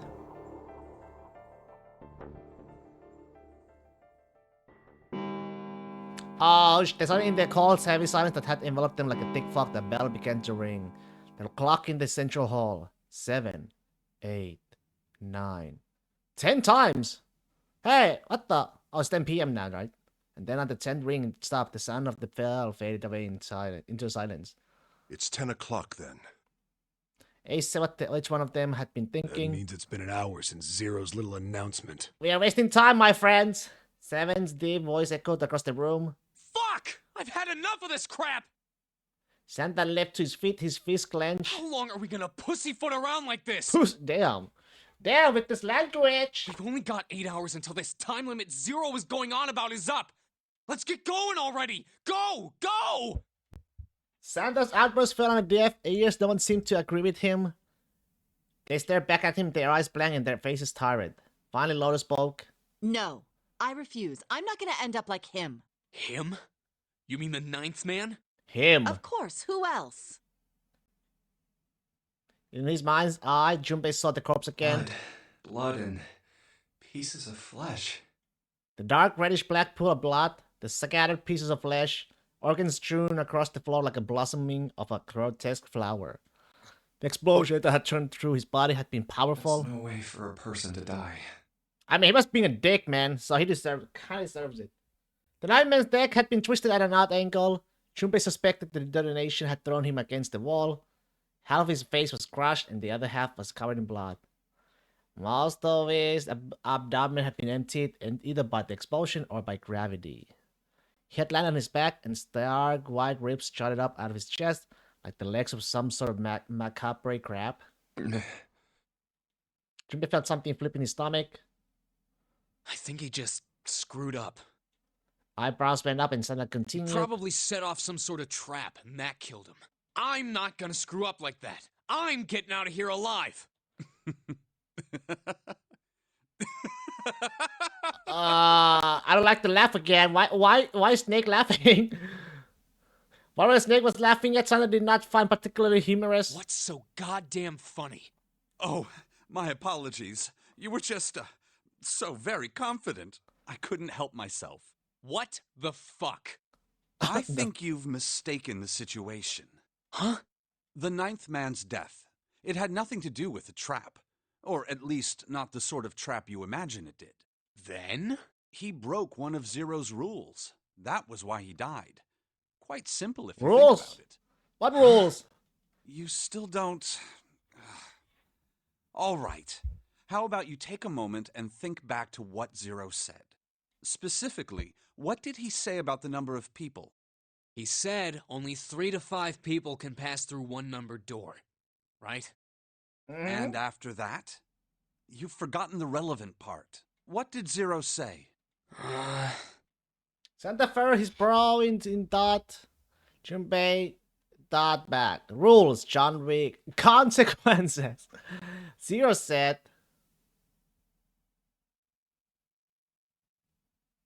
That everyone who verified had to go then, right? I tell people, yeah? All those who enter must leave, and all who enter must contribute, right? I think it was something like that. Whatever it was, it means that groups of less than 3 or more than 5 can't go through. That is correct. A gold star for you, Junpei. I'm gonna oh, well, I'll take gold. Snake inclined his head towards Junpei. The ninth man, however, broke that rule. He tried to pass through a numbered door by himself. That was why he was executed. And Zero's watching us from somewhere. Oh. Making sure we don't break any rules. Oh, I'm A not rule so man, sure huh? of that. Why not? Because this execution system is entirely automatic. You didn't notice? There's no need for him to monitor us. No. What do you mean? Snake looked at Seven with what could only be described as a pity inside. Very well. I see it must be me who tells you. Please. I've waited long enough, I suppose. I had hoped Zero might spare me the trouble, but... He knows something. That seems increasingly unlikely. He couldn't see them, of course, but perhaps Snake sensed the confused eyes upon him. When A spoke, he gave words to everyone else's thoughts. Do you know something? Well, I know a great many things, but yes. What is it you know? Here. Snake removed a card from the pocket of his head jacket. Card? What does it say? See for yourself. He had a card? With a flourish, he presented it to Ace, who took a close look at it and spoke. Come on now, what's the point of giving me this? Give me that. Santa snatched the card from Ace, but his expression of disgust quickly turned into one of confusion. Huh? The hell is this? Seven tucked it out of Santa's hands. I see. Hey! The card went from Seven to Lotus, from Lotus to June, and finally to Junpei. He looked at it and understood. This is Braille. Braille, the written language of the blind. The card was covered with the small embossed bombs. Junpei could recognize it, but he suddenly couldn't read it. Sorry, guys, I can't read this. Here, have it back. Junpei handed the card back to Snake, who nodded at him with a small smirk. Okay, that was fun. What's so important about that card? I found it in my pocket. I can only assume it is a message from Zero. From Zero? A message? What does it say? Suddenly, everyone was crowding around Snake, desperate to hear what the message said. Sunday especially looked as if he were about to grab hold of Snake and shake the answers from him. Snake raised his hand. Calm down now. No need to panic. You don't need to force me. I'll read it. Junpei swallowed hard and waited for him to start. He was not the only one. Presently, Snake began to read, his voice calm. His fingers glided over the tiny bumps as he spoke. Bracelet number 2. Okay. Since you are not blessed with sight, I shall bless you, and only you, with information. I shall tell you of the function of the red, of the dead, and of the bracelet. Red? Dead? The red is the recognition device. It will verify your number. Beside every numbered door, you will find a red. The dead is the deactivation device. It does exactly what it says. Once you have passed through the numbered door, you must use the dead to stop the detonator in your bracelet. But perhaps you are wondering, In your bracelet, there's a detonator? detonate. I am afraid this might be something of a surprise. I have placed a small bomb inside of you. And Inside of you? about to meet. You swallowed it while you were unconscious. Hey! What the fuck? I have no doubt, by the time you read this note, the bomb will have passed your stomach and found its way to your small intestine. In other words, you will be unable to regurgitate it. I suggest you do not try. As I mentioned before, the bracelet on your left hand contains a detonator. Think of it as a remote fuse, or timer, for the bomb in your body. There is only one condition which will cause it to detonate. That condition is that you enter a numbered door. Once you have done so, the timer will activate, no matter who you may be. How much is the You timer? will have 81 seconds. 81 seconds? That's not a lot. If, after that time, the detonator has not been deactivated, it will send a signal to the bomb in your body, instructing it to explode. In order to deactivate the detonator, every person who verified their number at the red must also verify their numbers at the dead. Once all numbers have been verified by the dead, Egg one is 9. 9 plus 9, so another 2 9. Another 9. Anyone who does not verify their number It all leads back to 9. unable to verify their number at the den. That is to say, if you had passed through a number's door without first verifying your number at the red, in 81 seconds, you will be dead. You must also keep in mind that the numbered doors will close After 9 seconds? have passed. So long as the doors open, the dead will not function. You would do well to remember this. Lastly, let us discuss how to remove the bracelets. There are only 2 ways to do so. 1. You escape from this ship. 2. Your heartbeat reaches 0. 0! In other words, once the bracelet is taken outside the confines of the ship, or the exotic wearer's heartbeat has fallen to 0, it will shut down automatically. There is no other way Maybe to do the thing that Joe Torre did, Let me call on Star Platinum to pump our heart. Does somebody have a This is all stand? the Grab my heart, information which I please. can impart to you. How you choose to use it is for you to decide. If used wisely, you can eliminate those who might be a danger to you. For a time, you would be able to control your fate. Wait, him. So so I think you were the only one who have this information. We didn't have this. I wish you the best of luck. Did you tell the Nightman about this? Snake finished reading and carefully returned to the card to his pocket. So it's saying only those who verify their numbers at the red can pass through the numbered doors. Teams can't add or subtract people after they're scanned in. Interestingly enough, not only Chowder did Jojo. Wait, who else did? The Reds, Deads, and Bracelets enforce the rules. They're judge, jury, and executioner. The judge, jury, and executioner. Huh? Wait, what the fuck is that? Shit! A fucking Oh. bomb! Come out! Come out, damn it! Guys, not coming out! Defiance of Zero suggesting both Santa and Sam put fingers down their throats and began to gag. The rest stiffened, some touched their stomachs, some simply stared at their bracelets. Junpei gingerly touched his stomach. There's a bomb inside me. And no matter how much you shit, gag, it ain't coming out, boys. If I had to nickel for every time hit stand user used their own stand to temporarily stop their heart, I would have 2 nickels, which isn't a lot, but it's weird it happened twice. The thought of it made him queasy. His stomach felt oddly hollow and his legs were weak. What made Zero think creating this horror show of a game was a good idea?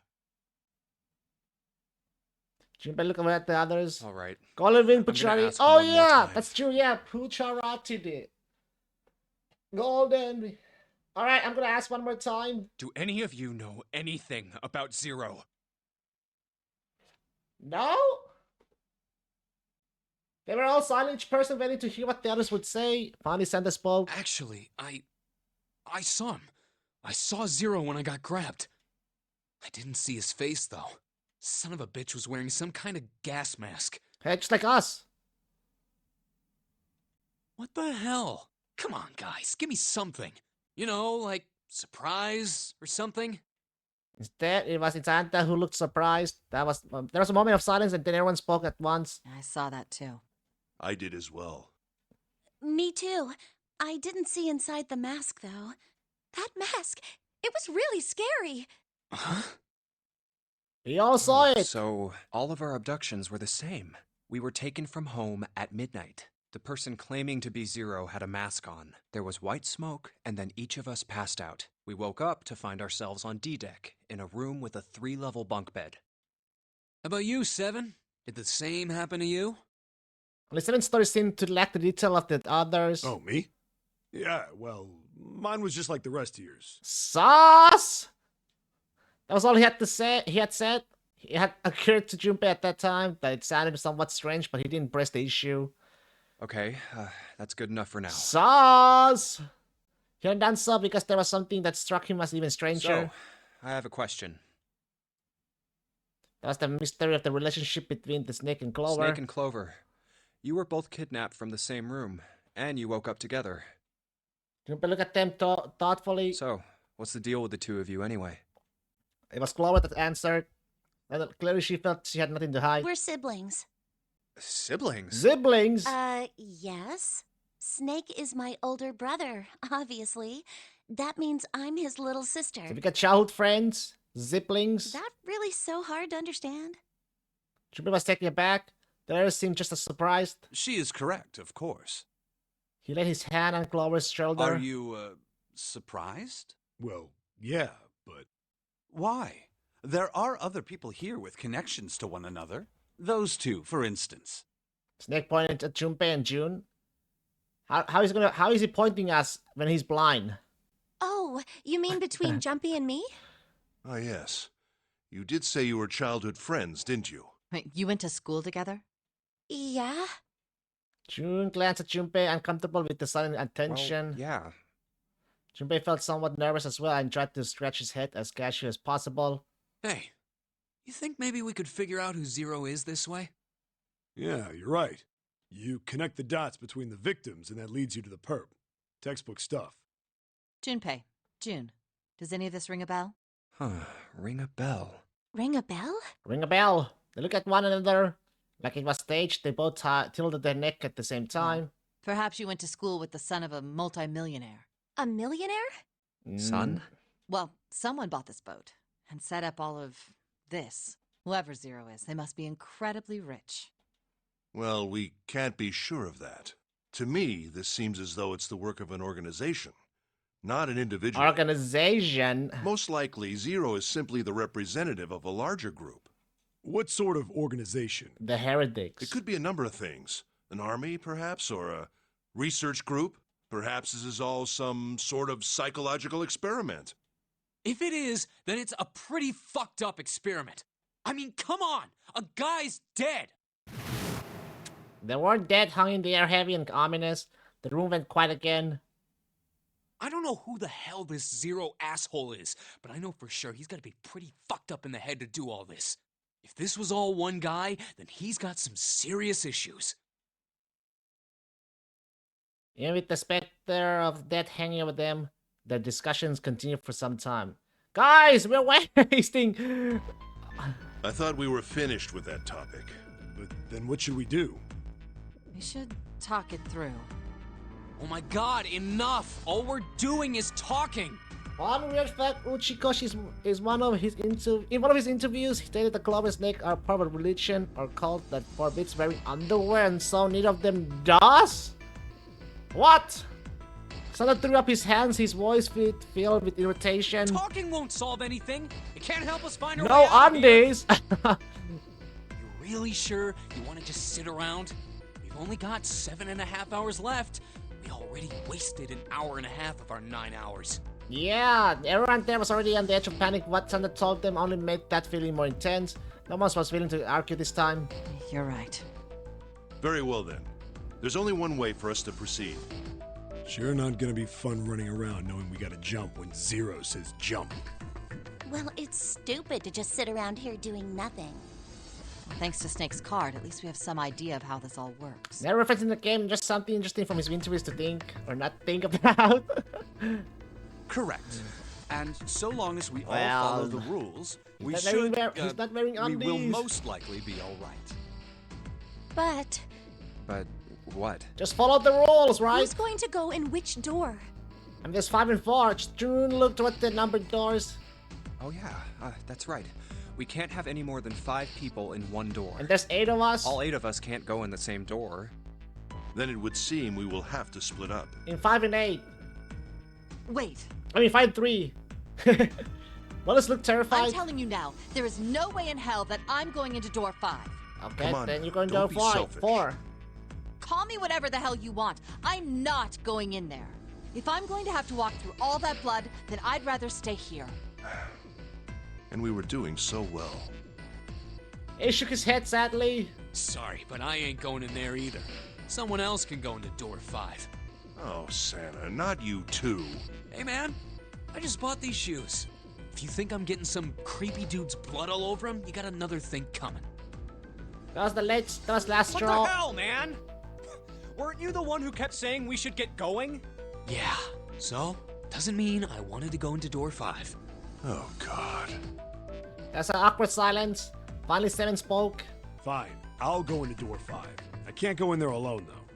Anyone else willing to come with me?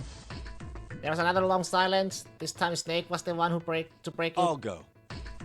What? Don't worry. You'll be fine. We may part now, but I'm certain we'll meet again later. How do you know that? Yeah, how does he know that? Because I do. That's not an answer. He's not. If you're going, I'm going too. But I'm going into door 5. What am I going to do with you? There's nothing you have to do. Hey, step forward. If I join you, the problem is solved, correct? 7 is 7, and Snake is 2. That is 9. And if you add Clover's 4 and my 1, the digital root will be 5. 7 plus 2 plus 4 plus 1 is 14. The digital root of 14.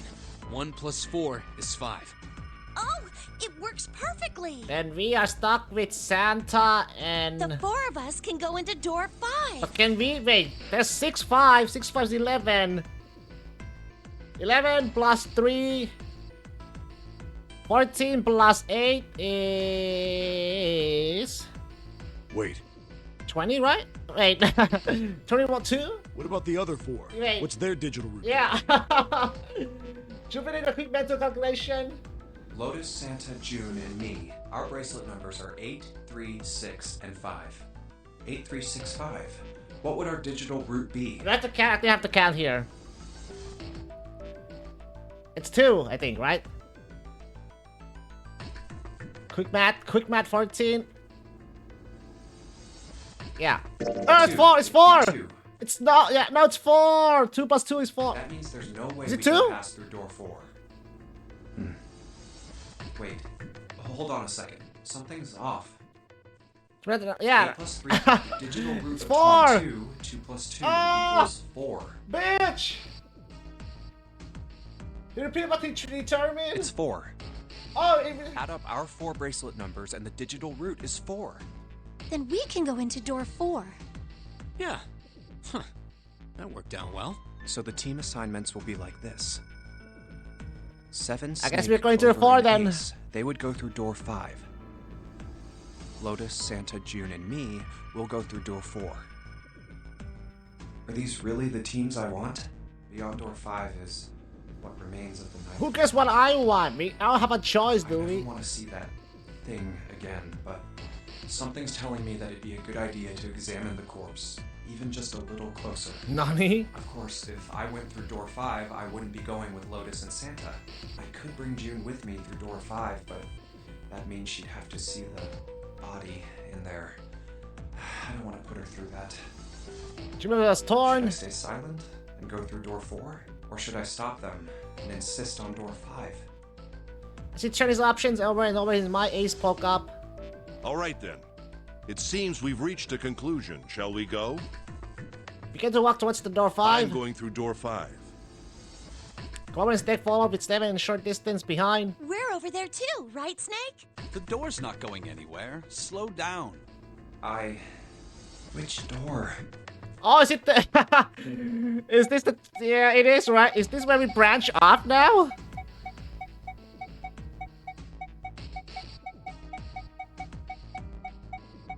Takumi, which answer should I... I'll go with my waifu. With my waifu Lotus. He said that for door 4 would be I'll fine. go through door 4 with Lotus, Santa, and June. There's nothing to worry about. I just need to stay by her side. He found out. It was at this moment that he knew. June Akane Should be Kurashiki. fine. It's no problem this way. I should see the other 4 off. He made no shows of affection, but Junpei saw her as something more than just a friend from his childhood. Looks like Ace and the others are going. He watched the other 4 walk towards the door. Ace, Snake, Chloe, and 7. Junpei said nothing as they left. I just can't even to redeem it regardless of what you baked here. Before long, they had reached door 5. They talked to one another for a few seconds, saying things Junpei couldn't hear, and then laid their hands one by one in the scanner panel of the red.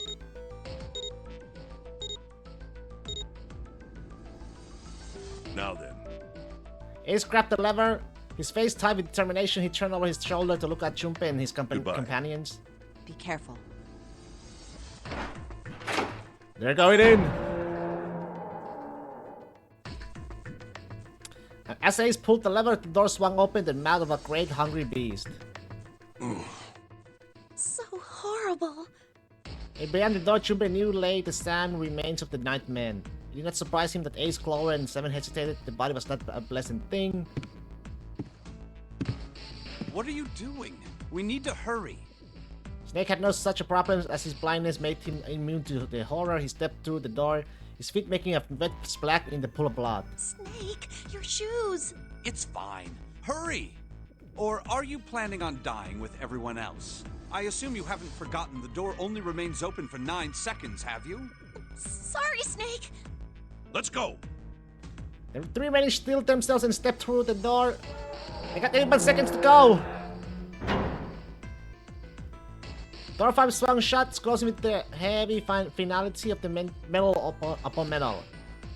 Junpei and his companions scrambled to the door. Hey! How is it over there? Did you find anything?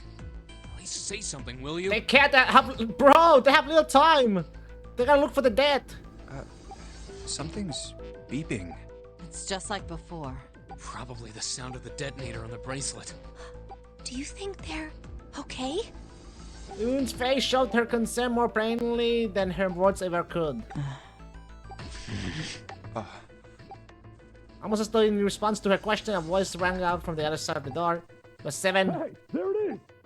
That's gotta be that dead thing! Come on, get over here! We gotta authenticate! It was 4. The beeping stopped. The sighs of relief were audible even through the heavy door. Looks like it stopped. Junpei and his companions leaned away from the door and breathed a collective sign of relief of their own. Hey, guys!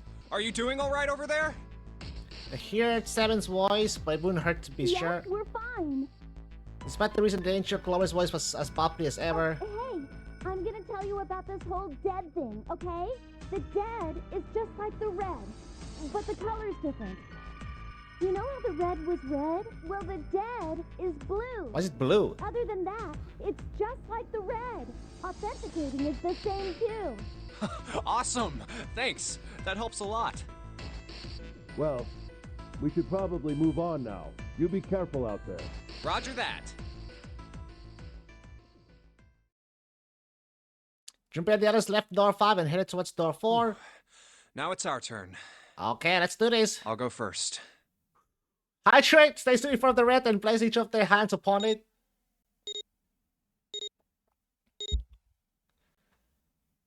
Four asterisks appear on the screen. Junpei grabbed the lever and turned around. Okay, we ready? Yeah. Sure. Let's go. None of them looked particularly optimistic, but their faces were set. Junpei nodded to them and turned back towards the red. All right, let's go. With strength and determination, he pulled the lever. Let's go, my friendos! Run! Run! The four of them leaped through the door together.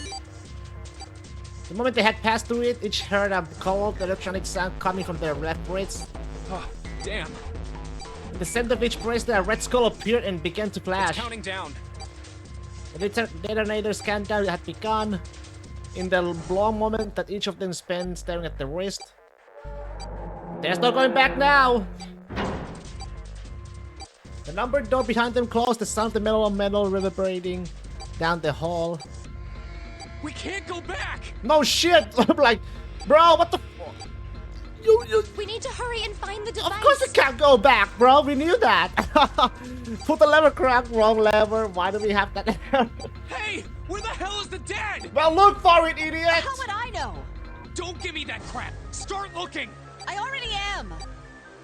They began to run eyes looking frantically for the device that was the key to their salvation. The hallway they found themselves running down was a long one, easily 300 feet in length. On the right side of it stood a series of wooden doors, all nearly identical. If they had taken time to think, they would likely have discerned that the doors led to cabins. Don't tell me the dead is in one of those rooms. Hurry! How many rooms do you think there Just are? open them all! Junpei was too frightened to count properly, but at his best guess there was 7 or 8 of them. No, there's 9 of them. Fuck! There's probably 9 of them. Don't have time to count. Junpei ran to the nearest door. We just need to open them all. That's right. He grabbed the door up and shook it hard. It won't open. Then try the next one. It didn't feel locked, more like someone had hammered an iron blade over the underside of the door. Junpei turned around to find another door and saw that his companions had already run through doors of their own. They did not seem to be having any more success than he had. Their own words confirmed his fears. Shit, this one's no good. Same here. It's not moving! Jun was the last to speak up. As Junpei looked in her direction, his eyes caught something he hadn't noticed before. A small red blinking light. There it is, at the end of the hallway. Run! Run, bitches, run! Even as he yelled, he ran. He grabbed Santa, Lotus, and Jun and pulled them towards the light. Santa called out to them as he ran. Hey, how many more seconds do we have? How would I know? Yeah. Our time limit is 81 seconds! I know that, goddammit! I'm asking you how many seconds we have left! How the fuck do we know? In all likelihood, Junpei figured nearly a minute had already passed, since the door had closed behind them. If that was true, urgency foremost in all of their minds. They arrived at the end of the hallway. The dead sat on the left wall, blinking almost tauntingly at them. Hurry! It's the dead! Get over here! Junpei grabbed hold of the machine, his hands slick with the sweat and shaking. He slammed his hand against the scanner panel. Come on, everyone! The other 3 quickly followed suit. With a crunch, Santa yanked the lever downward. Woo!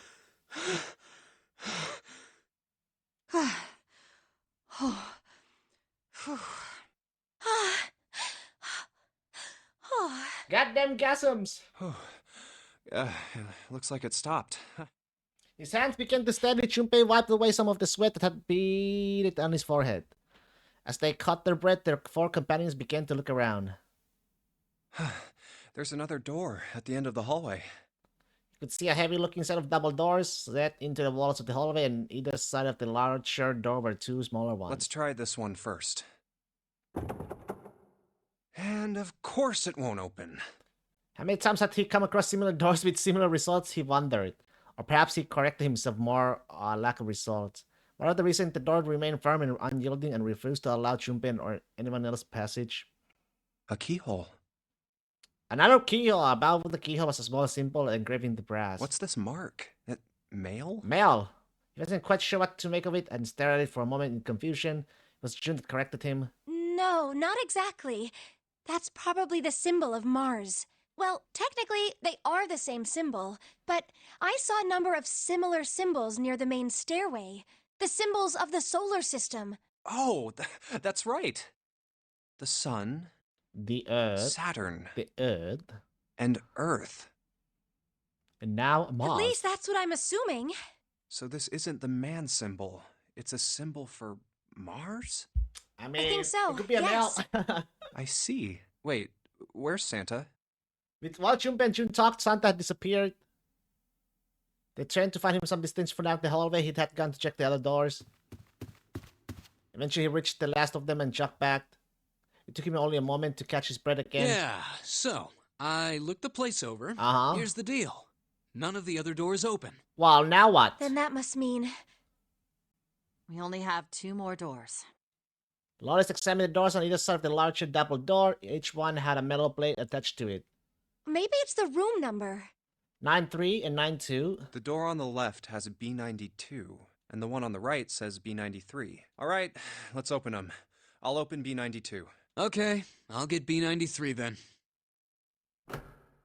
Junpei put his hands on the doorknob. Santa moved to the other door. They made it through the numbered door alive. There was nothing more to be afraid of.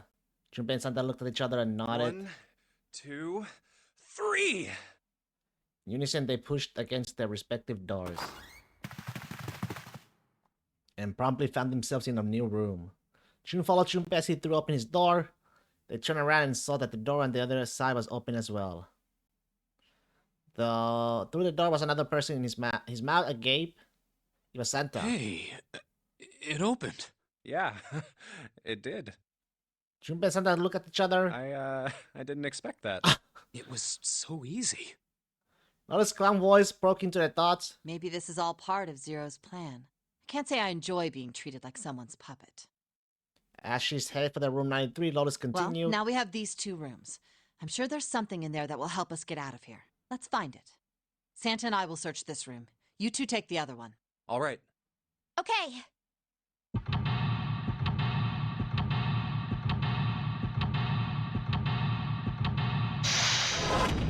Oh! Seek a way out.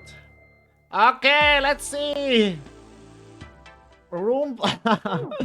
Puzzle number 2. That place looks expensive. I wonder how much we could get for it. Or 1, I guess. We could steal it.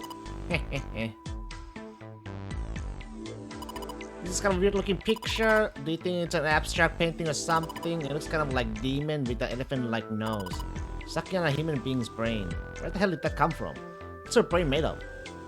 Can't say I'm finding out a little more about what goes on in there. It's kind of weird looking picture. It's some sort of weird black and white design. Looks like there's a room on the right side of this picture. 20120 star of a puzzle. Can calculate some of that later. Don't want to set up the time. Oh, there's that. The fuck is this? That's the bathroom wall. There are square tiles all over it. Just a shower head. There's nothing special about it. It's the shower knob. Let's see if anything happens when we turn it. No more waters coming out. It's a light blue platform protruding from the shower wall next to the knobs. It's for putting a soap on. I use a shower one side, so I know.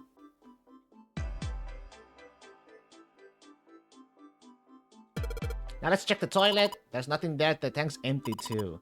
There's not even any water in it. Collection full and partially depleted rolls of toilet paper. Someone must well prepared. Nothing's too suspicious about it.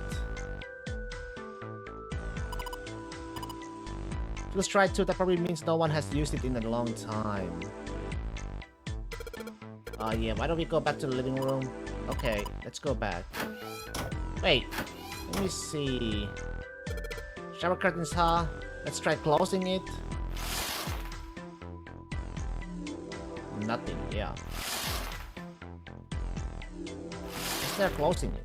And I can see a full expanse of the shower curtain. No, it's waterproof glory. There's nothing suspicious. It's just a normal old shower curtain. Narrow shower, and I'm standing in it with June. This is awkward. I have to open the curtain. What are you thinking?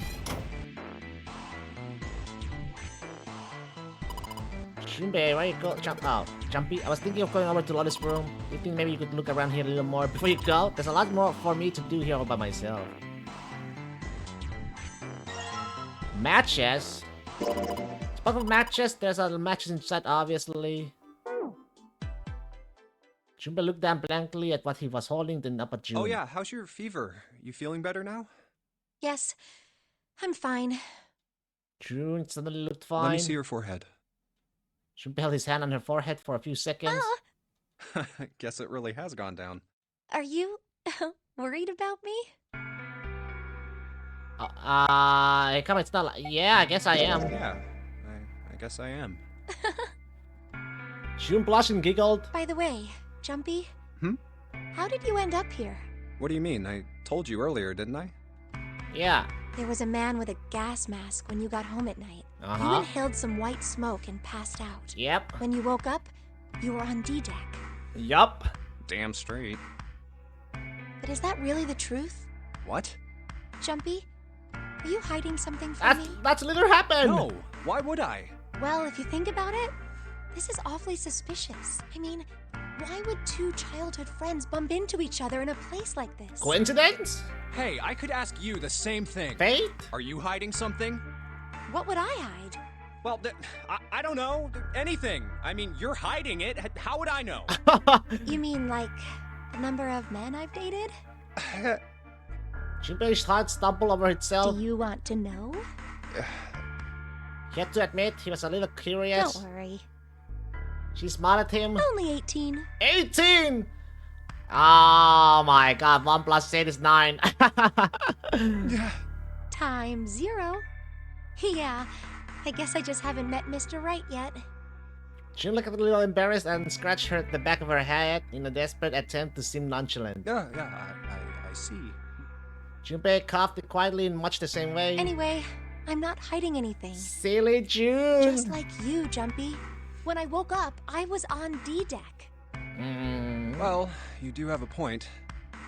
I mean, why did Zero pick us? We haven't seen each other since elementary school. Yeah, tell me. I wonder. She nodded, and for a few moments she had the faraway look of someone in a deep thought. Look for what connects the victims. That will lead you to the culprit. But do you remember Seven saying something like that? Yeah, I do. So? Well, that's what I'm saying. I think this must all have something to do with a classmate of ours. You got any ideas who it might be? Oh? No, nothing. Oh, Well, if it had something to do with school, then it could be one of our teachers, or maybe the principal? Or the janitor, or the lunch lady. No, I can barely remember any of them. It could be Junko. Yeah, I know. Junpei went back to a searching feeling of pleasant and confused. Elementary school. Was there anything strange that had happened in elementary school? As he searched the room, he continued to rack his brain. Oh. Okay, we're back. Jumpy, what are you doing? We don't have time to be relaxing on a sofa. To display case, but there's nothing being displayed. How sad. Looks like the drawers are empty too.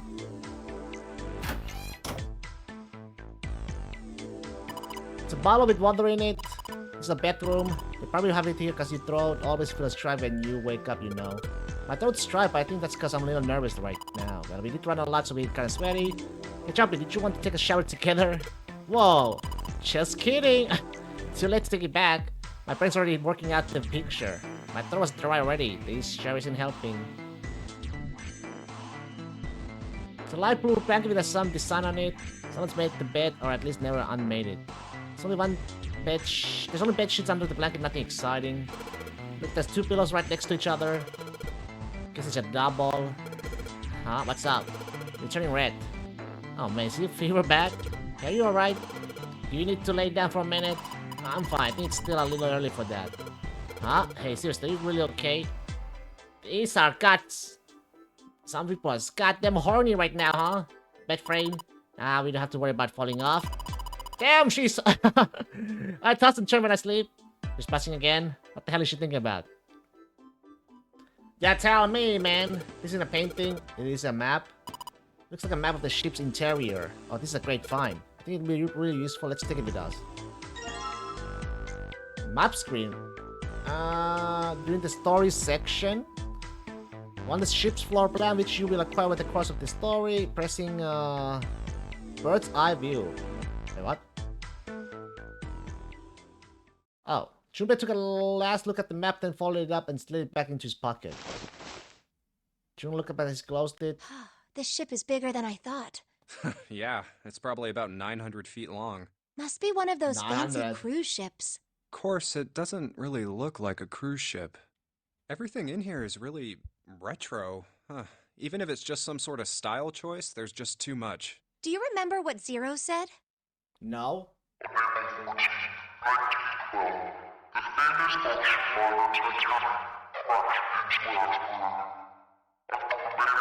Yeah. Do you think maybe this boat and the Titanic have something to do with each other? That's a good point. I doubt he would have mentioned it if there wasn't a reason. Junpei took a moment to look around the room. Do you think this boat is... a replica of the Titanic? A replica of the Titanic? A replica?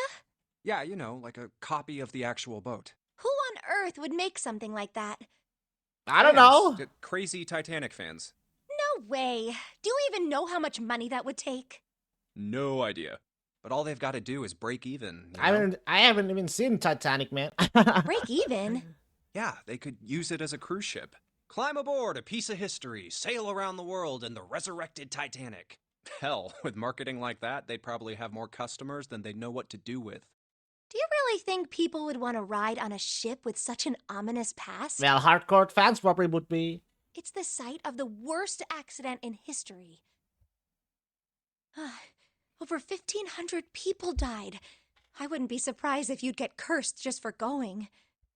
A curse, huh? Curse? Jumpy, do you believe in that sort of thing? You know, curses and stuff? Karma is real. No, there are a lot of crap. Sorry, but I can't really say I believe in that kind of stuff. That was not one of the Junpei's many better qualities. What about you? No, I guess that's kind of a dumb question. Yes, I do believe in curses. In fact, I think it was a curse that sunk the Titanic. What? A curse sank the Titanic. The curse of the Egyptian mummy. What? Do you understand how Chun had maintained a straight face to say that?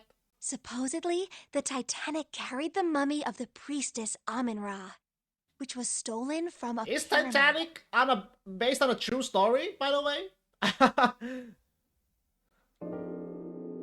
And they say that the mummy had a history.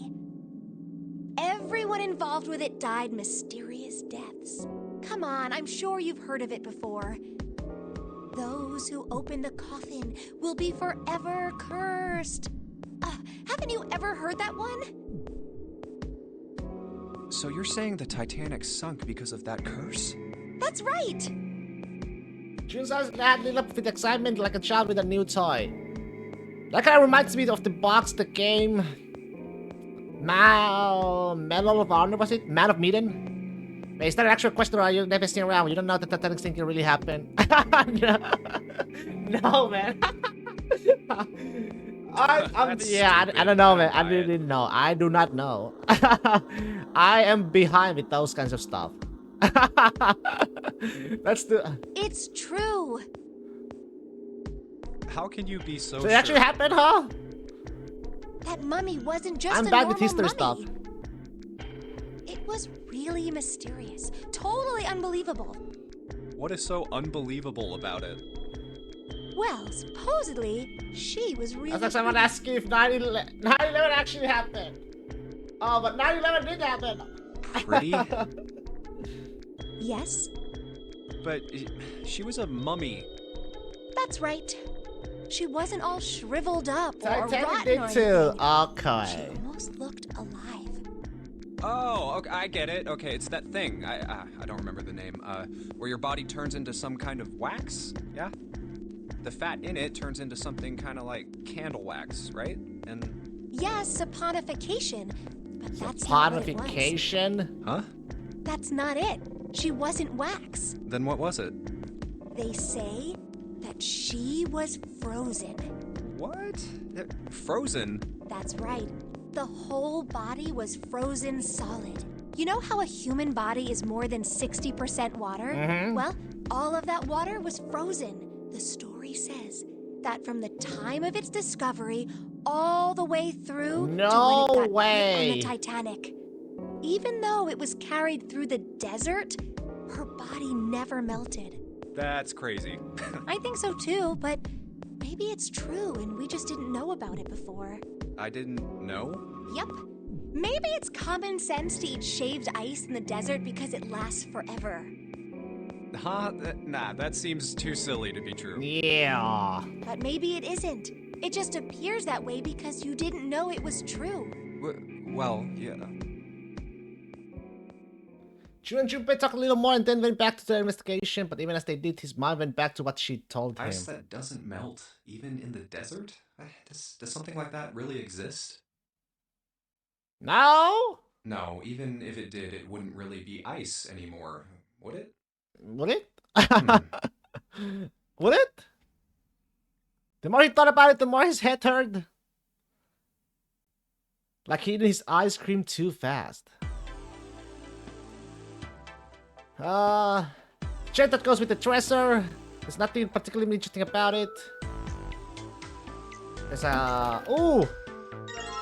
Treasure key. Treasure key. A key, do you think it's the key to the treasure?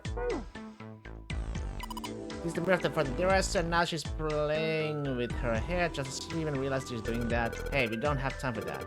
Come on, it's not like there's anyone here you need to impress. Yes, there is. Who? What? Why are you so quiet all of a sudden? Oh, forget it, Jumpy.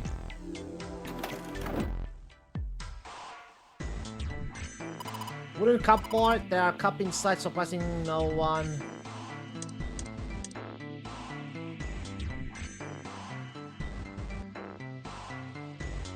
Left in the frame. Can't turn anything around either, so I guess that's that.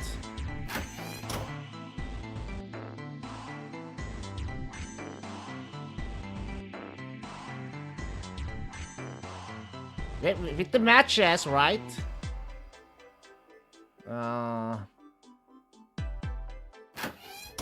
Can I burn the curtains?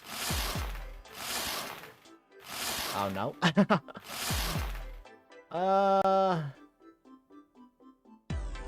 Okay, so can I check the other room now? We're going. I was thinking of going to this room. Why? What do you mean why? I'm just gonna go check up on them. Is there something wrong with that? Well, no. Come back soon. Sure thing. I'll leave the rest to you. Sure, leave it to me. Alright, after the other room. Bye! There's another one here too. Start with a black and white pattern on it. It's a square tile in this frame. It's glued in there quite well. I don't think you can take it out. So there's a valuable face, empty though. There seems to be a room on the left side. Another one of these bedrooms. Oh, it's missing a curtain. It's missing a shower curtain. This room. Well, there are shower curtains in the bathroom that June was checking out. You're saying this bathroom doesn't have any? Yeah, that's right. That's probably a reason why. Standing in the toilet, guess not. The tank's empty too. Some toilet paper. We got 2 rolls, I guess. This is the bathroom wall. The whole wall is covered in these square tiles. Whoa, look! Junpei, there's a mushroom growing out of the wall. Oh, hell no! That's a shower head. Oh. It's the shower knob. I tried turning it, but no water comes out.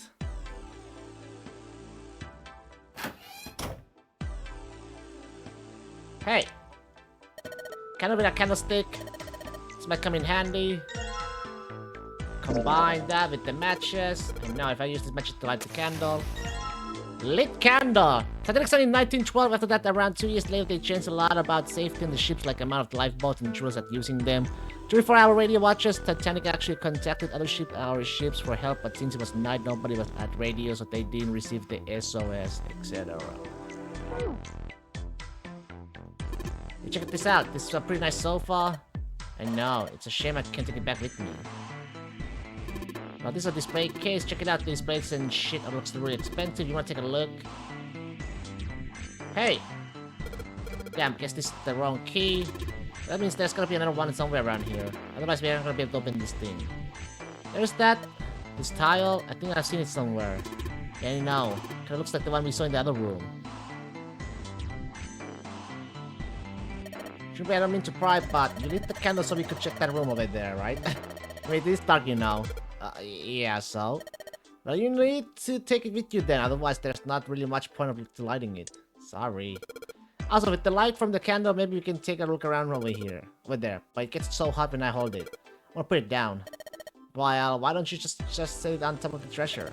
It's flat there. At least it won't fall over. So compared to scale, Titanic had 1.5 cadets and 911 had a... Oh, 2.7. Damn. Oh yeah, good idea. Hey, it got pretty bright. Now we can look around a little. Let's see this. Yes, it's worked. Oh, blades. Ceramic. Doesn't look like there's any puzzle in it.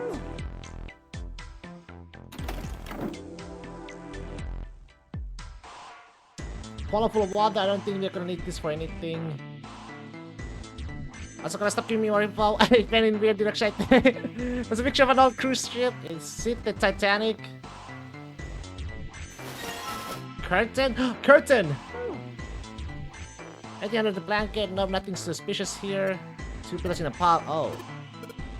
A pile of old pillows. Is that supposed to be some kind of joke? Hey, calm down. Huh? Hey, what the hell? It just got dark all of a sudden. Maybe the candle got blown up. We should go and see. Hey, who It's a candlestick covered in melted wax on top of the dresser. Hey, what's this? The top of the candlestick looks kind of weird. You're right. It's all bumpy. A key! Hey!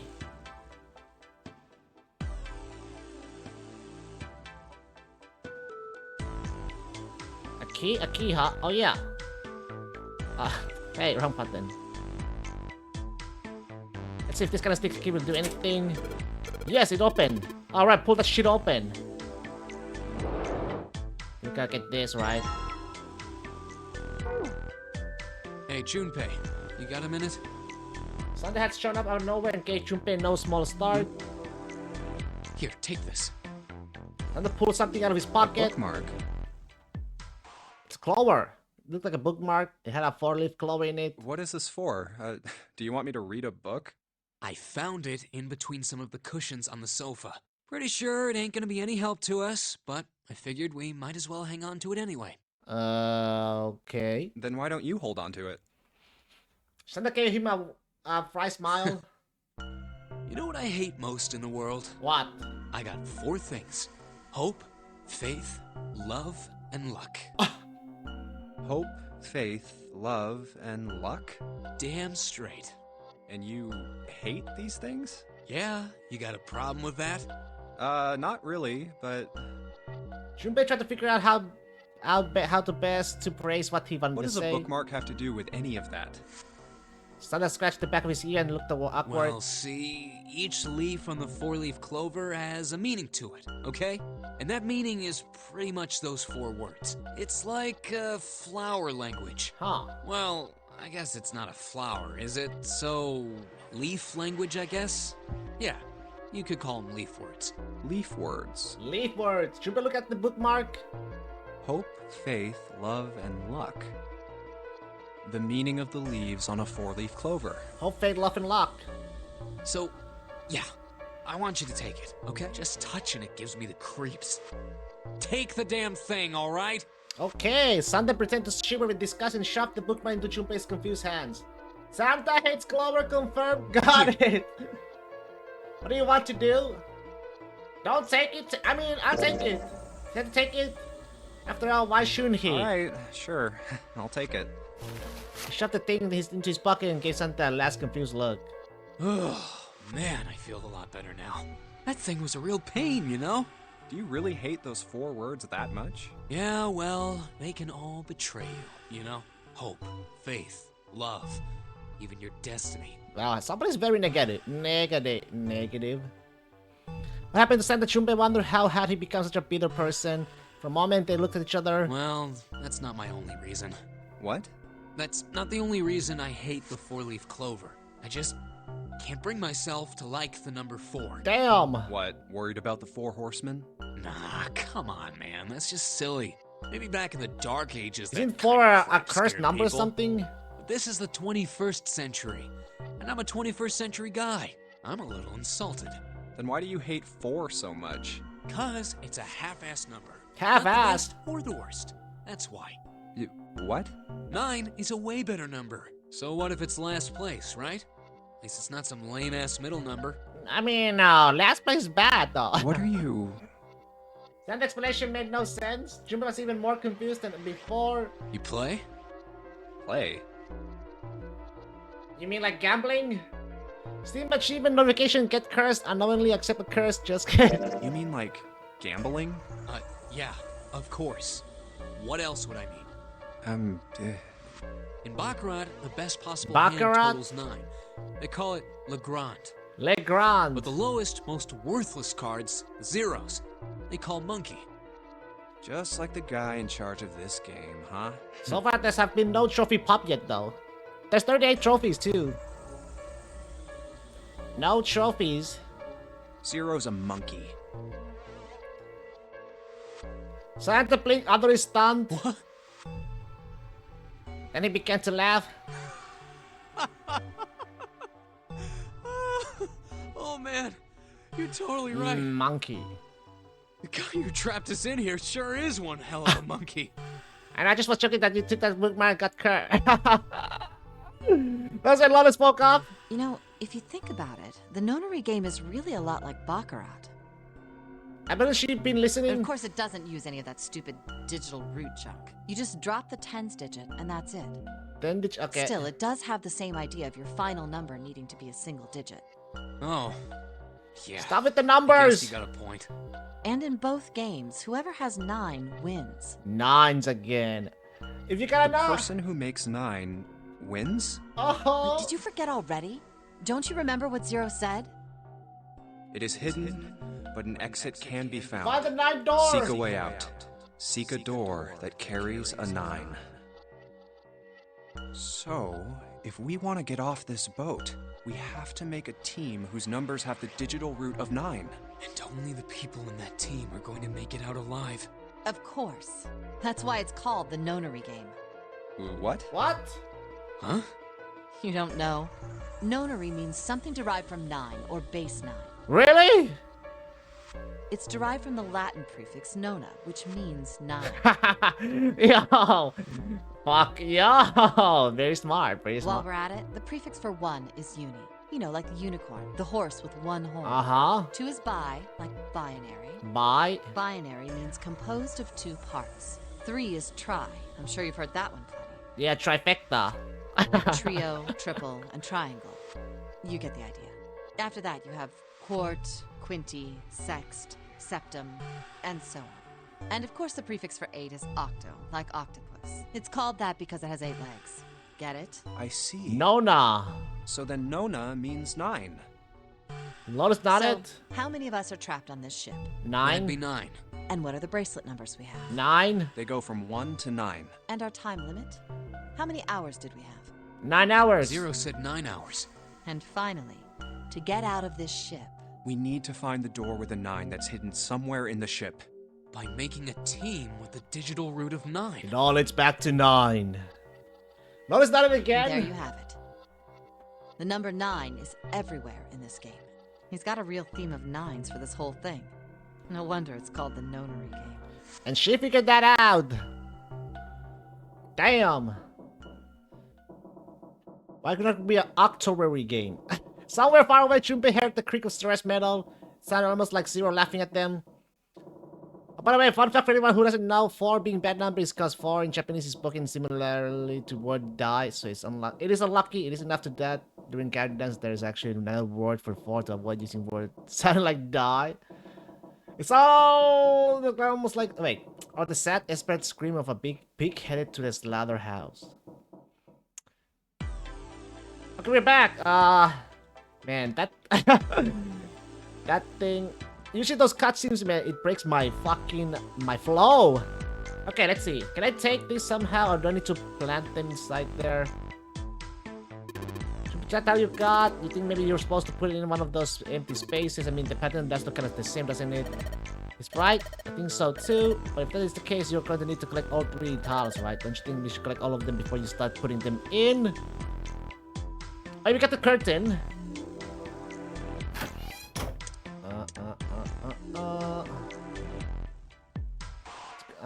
Let's put that shower curtain on those hooks. Stretch to bring the curtains. What the?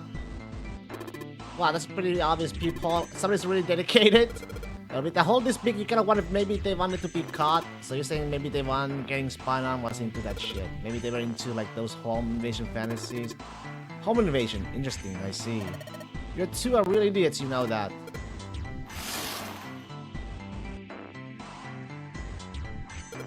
Stretch break the curtains. Hold the curtain. If I look at it from a ways back, I can see a single tile. Right from here, I can see what that tile is. Looks like it's 5th from the top and 3rd from the right. 5th, top, 3rd, right.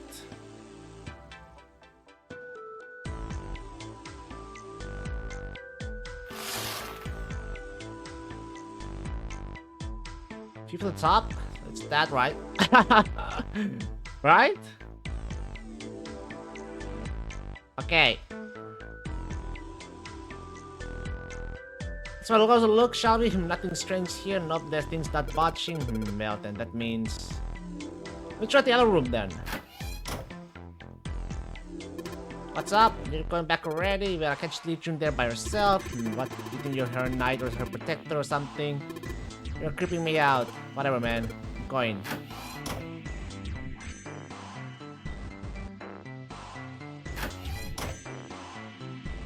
This one? Here it is. Yes, this one's loose. I think I can get under this with my nails, and yes.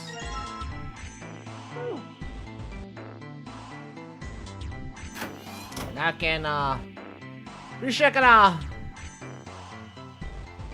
let me screenshot that.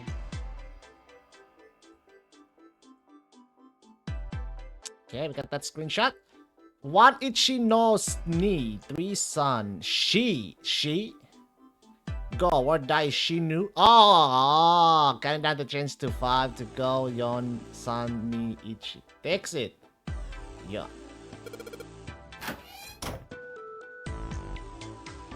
So tie the frame. So I guess I'm supposed to put something into empty space. Alright, I'm gonna give it a shot.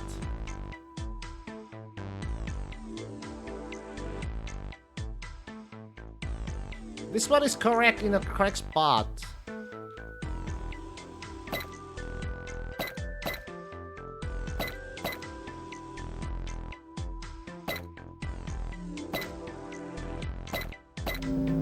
Oh, there we go. As I said, he is a Santa because Japanese is 3 Sun. Yes, Sun. Yes, I did it. There, picture complete. And there goes the frame. What's this? What do you mean, what's this? Pretty obvious, isn't it? It's a hole in the wall. Like a hidden safe or something, you know. Anyway, let's take a look. I think there's something inside. Mars key. We got it! Junpei messed around a bit with the key he had and looked blankly at the picture that slid down. What's the deal with this picture anyway? Santa had only been mumbling to himself, but he threw Lotus. I kind of want to know what would Junpei's codename would have been, you know, with the 5. She looked at the picture and paused. I think I've seen this picture before. Where? In a book. There's a British biochemist named Sheldrake. He has a rather Sheldrake? interesting theory. I saw this picture in his book. What's this interesting theory? Morphogenetic fields, which relies on the theory of morphic resonance. What? Man, I can't deal with this. Just listening to you talk about it is giving me a headache. Santa put his hand on his head and thought he were in a great pain. Lotus merely arched an eyebrow in his direction and continued. It's not a difficult concept to grasp. In essence, he states that the shape of living organisms and their behavioral patterns. They were nicknamed, but you can't say because of a spoiler. Okay. Are transmitted through a field not visible to the eye. What part of that isn't difficult, exactly? Lotus did not look pleased. Alright, how about this? Theory of the telepathic mechanism. What's with the fucking... Telepathy? Yes, telepathy. First we had that fucking ice in the desert doesn't melt, and now we got a telepathy. Well, perhaps not exactly telepathy, but it's close enough for a simple And the Titanic thingy. Santa suddenly burst into laughter.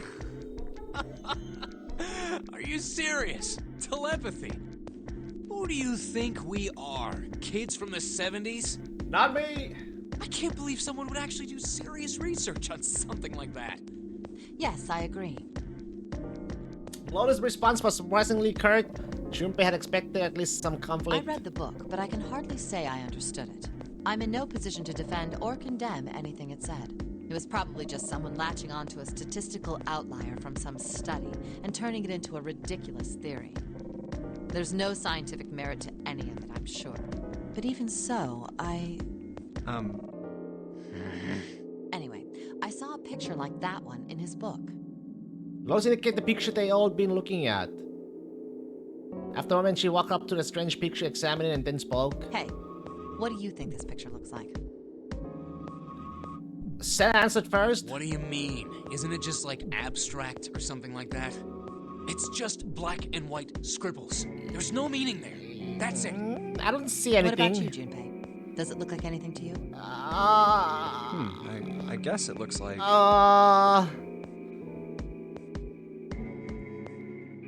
Funyu-rampa? What is a Funyu-arimpa? Funyu-arimpa, a small ball revolving the lake, a duck, a koi. Butterfly, a man's face. I don't see anything yet. To be honest, I don't see fucking anything. Fuck yeah, Funya Rimpa. Funya Rimpa. See? I mean, this totally looks like one. And here, and here. Should we indicate parts of the picture that look exactly like the other parts? After 3 seconds of silence, Lotus looked at Junpei. What the hell is a Funya Rimpa? I don't fucking know. What do you mean? What the hell is a Funya Rimpa? You mean you don't know? No. How the hell would I know?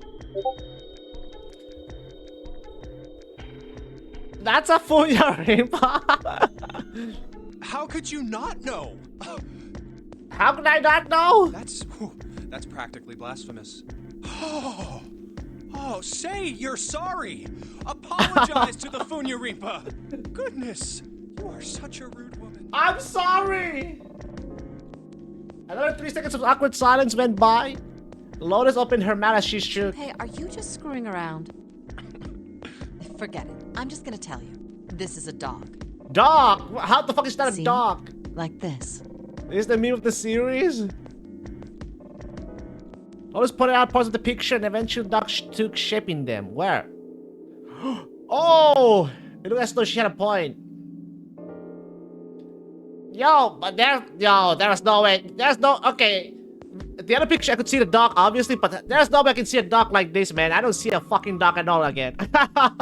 It was a dog? So that was not in agreement. No, I don't still see... Oh, no, okay, now I see the dog, actually. Yeah, now I see it. I see it. So... now we know what it's a picture of, but I don't see how that helps. Yeah, why is it a dog?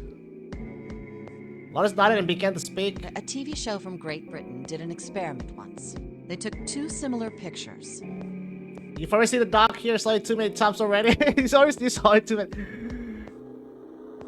Now I can see the dog from the background too. Holy shit, I can actually see the dog now. Both of them were difficult to identify initially. But once you figured out the answer, you couldn't see it as anything else. Yeah, you're kind of right. I just see the dog now. These 2 pictures. The first was a woman wearing a hat. The other one, well, to make it easier, let's just say it was this picture of a dog. All I see is a dog. So, their experiment. First, they sent the picture to other parts of the world, outside the reach of British airwaves. To Ireland, the US, Africa, Europe, etc. Okay. Then, in each country, they gathered a number of test subjects, roughly 1,000 people. They were shown the 2 pictures and asked, what does this picture look like to you? The results weren't really interesting on their own. 9.2% of the people saw the lady in the lady picture. 3.9% saw the dog in the dog Only picture. 3.9? Then, 2 days later, they aired a new program on their show. During the 30-minute show, they broadcast the dog picture and its solution. The audience was estimated to be 200,000 people. Holy! After the broadcast, it was a safe bet that the number of people who knew the solution to the dog picture was at least that many. After another 2 days passed, they gathered more research subjects from areas outside the reach of British TV and radio. You want? You can go later, go back to that choice and try to think some of the other choices that sounds quite funny. This time, they only found a sample of roughly 850 people. Naturally, none of them had participated in the first test. They were, however, given the same test and the same 2 pictures. The results were startling. How? 10% of the people saw the lady in the lady picture. The previous test sat at a 9.2% success rate. Not much of a change statistically. The dog picture, however, produced a very different result. The percentage of people able to successfully find the dog, it went from 3.9% to 6.8%, a very significant increase. So do you understand? Do you realize the significance of this experiment? There was no way the second group could have seen the picture. They lived far away from Britain and couldn't have seen it. But even so, it was only the success rate for the dog picture that went up. Lucky guess? It was just a lucky guess. How did that happen? Lucky guess? What does it mean? Oh, let's look back and forth from Junpei to Santa and back again. Normally calm and collected, she looked now as though she were very nearly possessed and there was something maniac about her manner.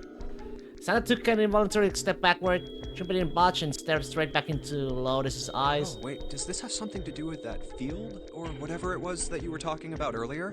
A field not visible to the eye. So, if more people know the answer, then that information will pass through the field. Really? Guys, why don't you guys pass me the answer? Psych! Psych! What the fuck? Her manner suddenly shifted and Lotus smiled proudly at Chumpe and Santa. What do you mean, psych, bitch? She waved her hand dismissively, doing her best to laugh the whole confrontation off. I was just kidding. You really shouldn't take this Because we must seriously. praise the Funia Reap. Well, I mean, the things I just told you about are true. They really did happen. But the results of that experiment really aren't anything to go by. They could have easily falsified them. In the end, I'm sure they were just in it for the ratings. They are a TV station after all. So it's fake? At last, it seemed that Santa had gained control of his composer. Right. Man, Unless- I gotta admit, you had me there You for a do, we minute. just use chat because your photogenetic connection sucks and you can't receive the answer. Oh, hey! Hey I now! thought you were serious. Of course not. Like I told you before, I'm sure it's all just pseudoscience. Pseudoscience. Oh, okay, right. Santa always laughed and gave one another jovial claps on the shoulder. Junpei, however, didn't feel so much like laughing. Something felt wrong, unclear. All right, enough nonsense. We've got the key. Let's get out of here. Word. Lotus and Santa walked away from the picture, but Junpei stayed and stared at the picture of the dog. A field not visible to the naked eye. Morphogenetic field. Morphogenetic field, huh? The more he thought about it, the more his head hurt. Alright, let's go into the hallway. I'll go get you, and you guys head to the door. Okay, roger that. Yes, it unlocked. Good job, Junpei. Good, now we can get going. Come on, what are you guys standing around for? Let's get out of here. Come on, Jumpy, let's go. Alright, let's go. Woohoo! You found it! Now, this was a lot easier than the tutorial one. They stepped through the door to find themselves in a wide hallway. Another hallway. Junpei, June, Lotus, and Santa stopped for a moment and looked at their surroundings. A short distance away, a metal crate extended across the width of the hallway. Come on, open! Can't you fit through one of those holes? It's not going to open because you the gap? rattled it, you know. Damn it! They took hold and shook, but it refused to move. Look over here! Nearby was a pair of elevators. Elevators. And the buttons? Of course they don't work. The power must be out here too, just like by the staircase. That Well- leaves this door. Well, looks like we don't have any choice. Yeah. Sure does. Well then, let's open it. All right, here I go. Junpei grabbed hold of the knob and quite quietly pushed the door open. He entered slowly, trying to take in as much of his surroundings as he could. The others followed shortly. Oh, so it's a kitchen. Kitchen! Everybody hungry? Santa did not look pleased. What were you expecting? Isn't it obvious? The exit. I was hoping this would be the way out of here. You really think it'd be that easy? Yeah, I know. Still. I mean, I wish it would be that easy. As they talked, Lotus headed deeper into the room. Until at last she stood in front of the door. If we can just get through this door, we should come out on the other side of that grate we saw earlier. But, wait. But don't we need a key for that? No good. Hey, it's not the subtitle. Sorry, I guess that wasn't very constructive. Neither Junpei nor Lotus looked terribly happy. Anyway, let's take a look. Junpei ducked the ship map from his pocket and spread it out in front of him. As he did, Hey! What's that? Huh? Oh yeah, I guess I forgot to tell you. oopsie! I found this a little while ago. It's a map of the B deck. Before Junpei could finish, Lotus snatched the map away from him. Let me Hey! see that. Hi! She ran her finger across it, muttering to herself. See? Look. Yes, yes, hold your horses. Junpei did as he was told. What did you figure out? Sanda and June moved over to look at the map as well. This is handy. See? We came in here. Now if we go out there, then we'll be on the other side of the grate. Where are we right now? I can't even tell. Bro, did her finger Lotus trace the pad on the map? How about that? She's right. We can get out through there. Oh. There we go. Here, you can have it back. Satisfied that she had been correct, Lotus folded the map and handed it back to Junpei. Thanks. Took it and slipped a valuable piece of paper back into his pocket. There's a card reader on the right side You of have the a door. bathroom break, BRB?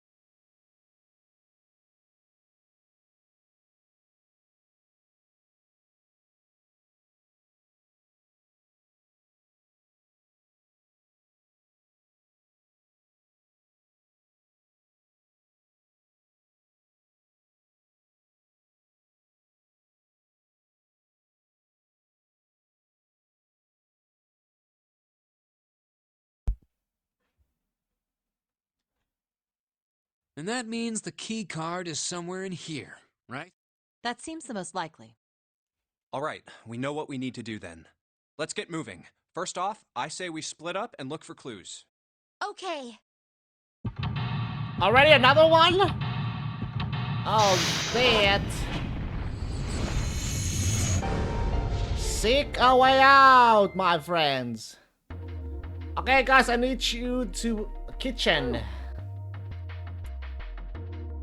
A voucher, it says appetizer 9, meat dish 10, soup A, dish, seafood dish F. The place for separate appetizers. Remember, appetizers usually come on square plates. Okay, well, excuse me, princess. 1, 2, 3, there's 10 of them. If you flip this over, they look like hats. The middle is super deep for a plate. The soup plates, they're made that way so that the soup doesn't spill. If you ever get out of here, you should treat yourself to a nice dinner out. Hell no, that shit is so expensive. That makes you think a poor college student has the money to do something like that. I think there are 15 of these plates. I'm assuming there's for seafood. How the hell can you tell that?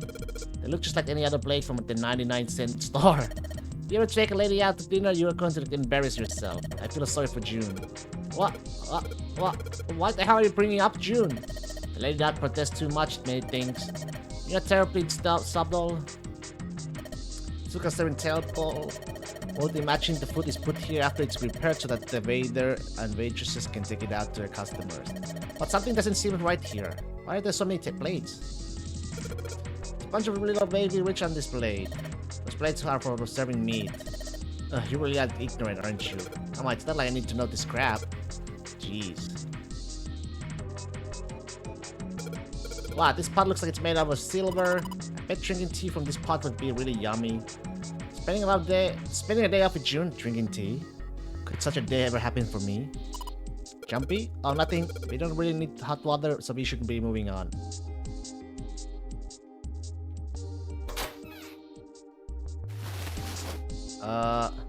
There's so much stuff in here. A whole lot of cans. This is probably a pantry. Anything? How about this? Cheese! Hey, there's something behind the cheese. You're right. Why don't we move some of the cheese? Alright guys, time to move it. June and I need to look behind you.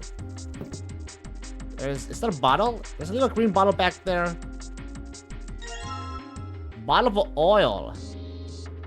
The fuck do I with oil? Okay. This Gouda cheese. The most famous Dutch cheese. If you don't cut open the casing, it usually won't go bad. So you can store it at room temperature for quite a while. So we can eat this. Most likely. I'm not hungry at all. Guess it's hard to get hungry in a situation like this. Sweet. Treasure. Oh. Nothing behind them, right? Gotta make sure. I'm not gonna miss any clues. How about you? Some milk in here. Milk in an iron barrel. Judging by the rust, it's probably really old. Maybe we should open it up. I don't think it'd be a pretty sight. Ugh.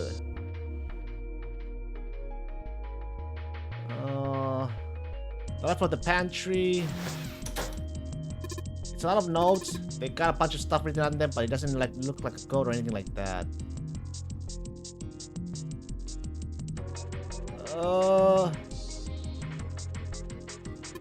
Saint, it's a still got water in it. There's a couple of plates in there, but I don't think they're gonna help us much. Whetstone for a knife? What if I break the oil? No, okay. I'm gonna do it on whetstone, man. Trash can, there's nothing inside of it. Well, better than being full of rotten food, I suppose. Damn it, there's nothing in here. Hey, Santa, picking up through the trash really suits you. What the hell did you say? Listen, lady, I did you a favor. I knew you'd just piss and moan, so I did it for you. Oh my, I don't recall asking you to do anything. I gotta throttle you. Excuse me. Does it feel cold in here? Countertop, there's a rolling pin and a colander here. Nothing useful. Maybe this table is for preparing food. There are blades everywhere. Let's check. All we got here is a pot and a frying pan. Oh, and a pressure cooker. I guess we could use some of those weapons. What kind of idiot are you? You're gonna run around holding that thing while you're looking for dead? Hey mate, that's just a joke. Why is it so serious? There's a code again. So you can enter numbers into this thing. Is it an oven timer? It's probably for entering a passcode after the oven door is locked. My guess is that it's open if you put in the correct code.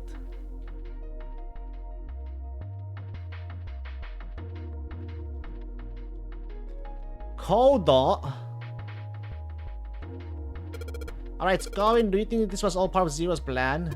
Probably. Kinda hard to believe there's a chef on the board somewhere. Wonder what this drawer is. You see the metal crate on top of the grill? They make it like that so that the fat and juices can drip off the meat while it cooks. Looks like the area under the plate opens up. No, you can't. I already checked it. It's still shut. I think that's where the coal goes. It's a grill. There's some coals down here. They're pretty bright red. Would open. Yeah, some kind of card. The door is locked, it won't open.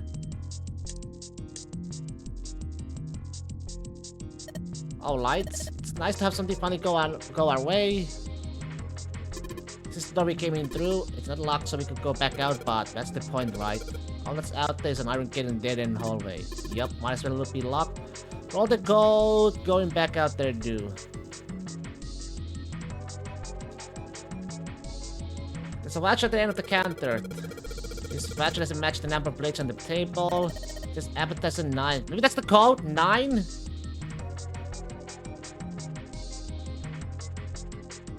Nine, 10. Soup A. Is it the leather based? So A is the first one, right? A is like 1. What is F? A, B, C, D, E, F. 5, right? A, B, C, D, E, F. No, it's 6. Fuck me. The plates on the table are 9 appetizers. Wait, there's more. Oh, wait. 9 appetizers, 16 meat, 10 soups, 15 sea. Oh no, there's more. What the hell? Wait, they're using hexadecimal here. What the fuck? Hexadecimal is... It's a number system that goes 8, 9, A, B, C, D. Yeah. You're familiar with the base 10, right? That's the normal system of numbers. The base 10 equivalents for the hexadecimal numbers would go like this. Oh. So A is 10. And 10 equals 16. 10 becomes 16 base 10. I know it sounds strange, but you can think of it as just as 6 letters added onto a normal number system after 9.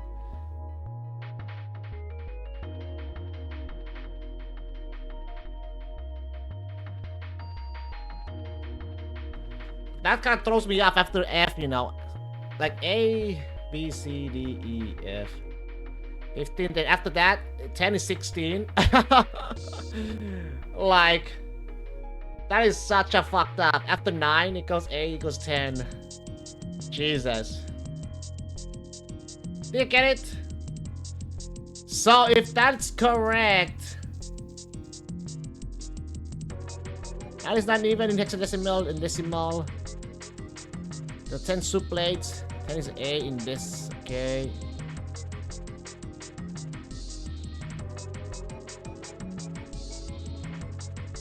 Ten is A. 15 is F. And 16 is 10. So it would be 9. 9A.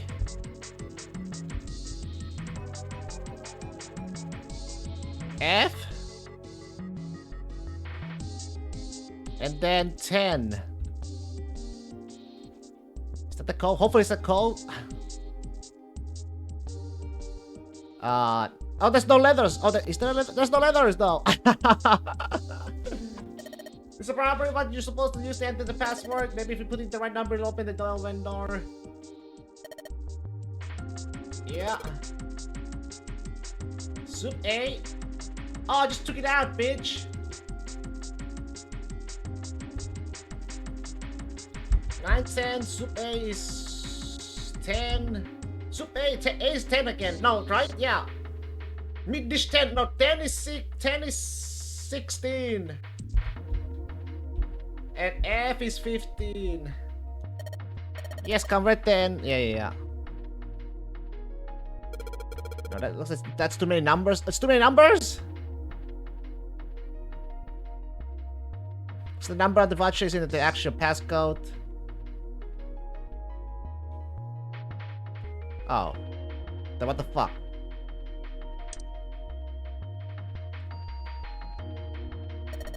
Hexadecimal, I wonder if it's some kind of hint. Yeah, maybe. Do you remember what I told you about hexadecimal code earlier? Yes, of course I do. Alright, then here's a little quiz for you. Oh, 9 plus F. 9 plus 15. 9 plus 50. I must take my calculator out, bitch.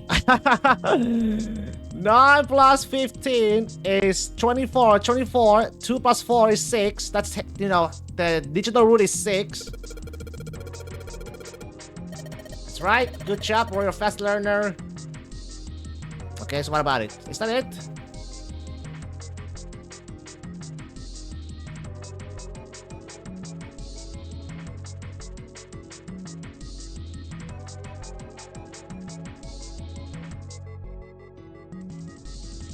Let's try.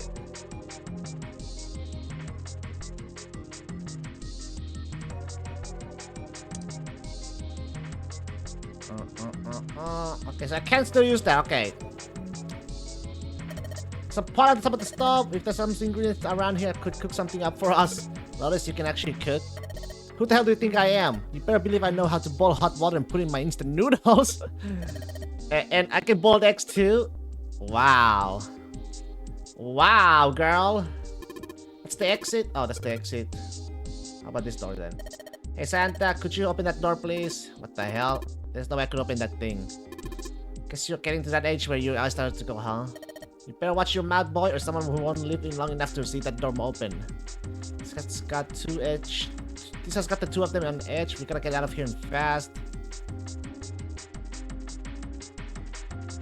It's probably rusted in place. It won't budge. Of course, maybe if I put some oil in it. Hey, just a little bit of oil and come on. Come on, you little son of a bitch. Whoa! Huh, yes, got you, you little bastard. You did it, Chumpy. You're so smart.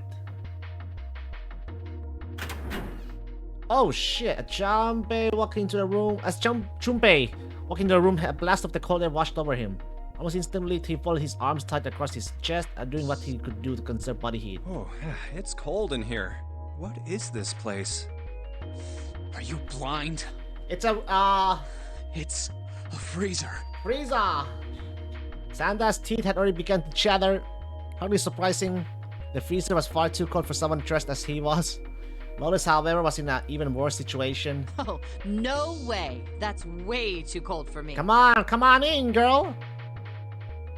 Come on in. Solid in seconds. Sorry, but I'm afraid I'll have to pass on this one.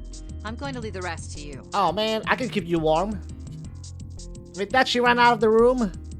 As Lotus left, June came in. Oh, whoa. It's really cold in here.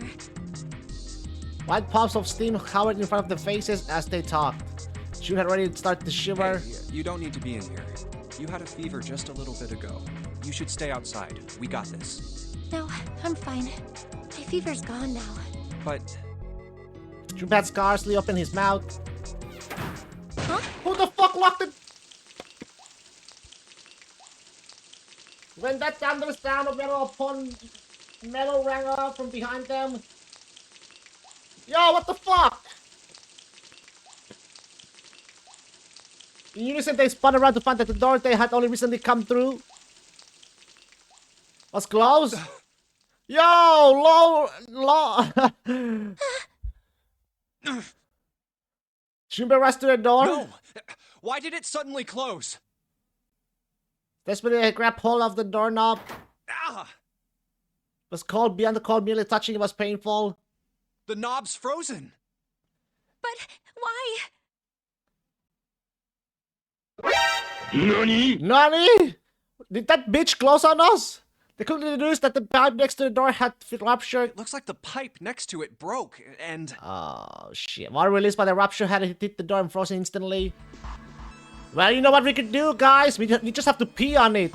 Pee on it, guys. We got 3 people, right? We just need to pee on it. Shout the shout Junpei outside and pound against the door. Hey, Lotus! You're out there, right? Open the door! Lotus! She wasted no time in responding. What do you want? What's going on? What do you mean, what do you want? The door won't open! Try opening it from that side, please! Oh, fine. If you say so. Hold on.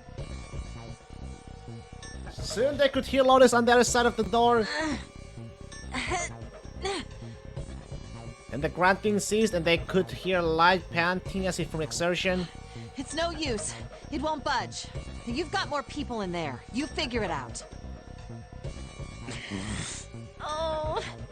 God damn it. Santa was shaking like a newborn deer. June was hugging herself and was shivering violently. Even Junpei, with the heaviest clothes of any of them, was clearly feeling the cold. With every breath and they took, they could feel the cold working its way deeper and deeper into their bodies. Anyway, let's find a way out. We're gonna freeze to death. If we don't get moving, we're gonna be permanent residents. 2 heads are better than none. I'm sure we'll figure something out. Yeah, you're right. Let's just take a good look around this room, okay? Right. They pushed in close to one another and began to search. There's some frozen meat up there. Looks like pork. What's this? It looks like a tack or something. Chunk of pork? Anybody wants some pork?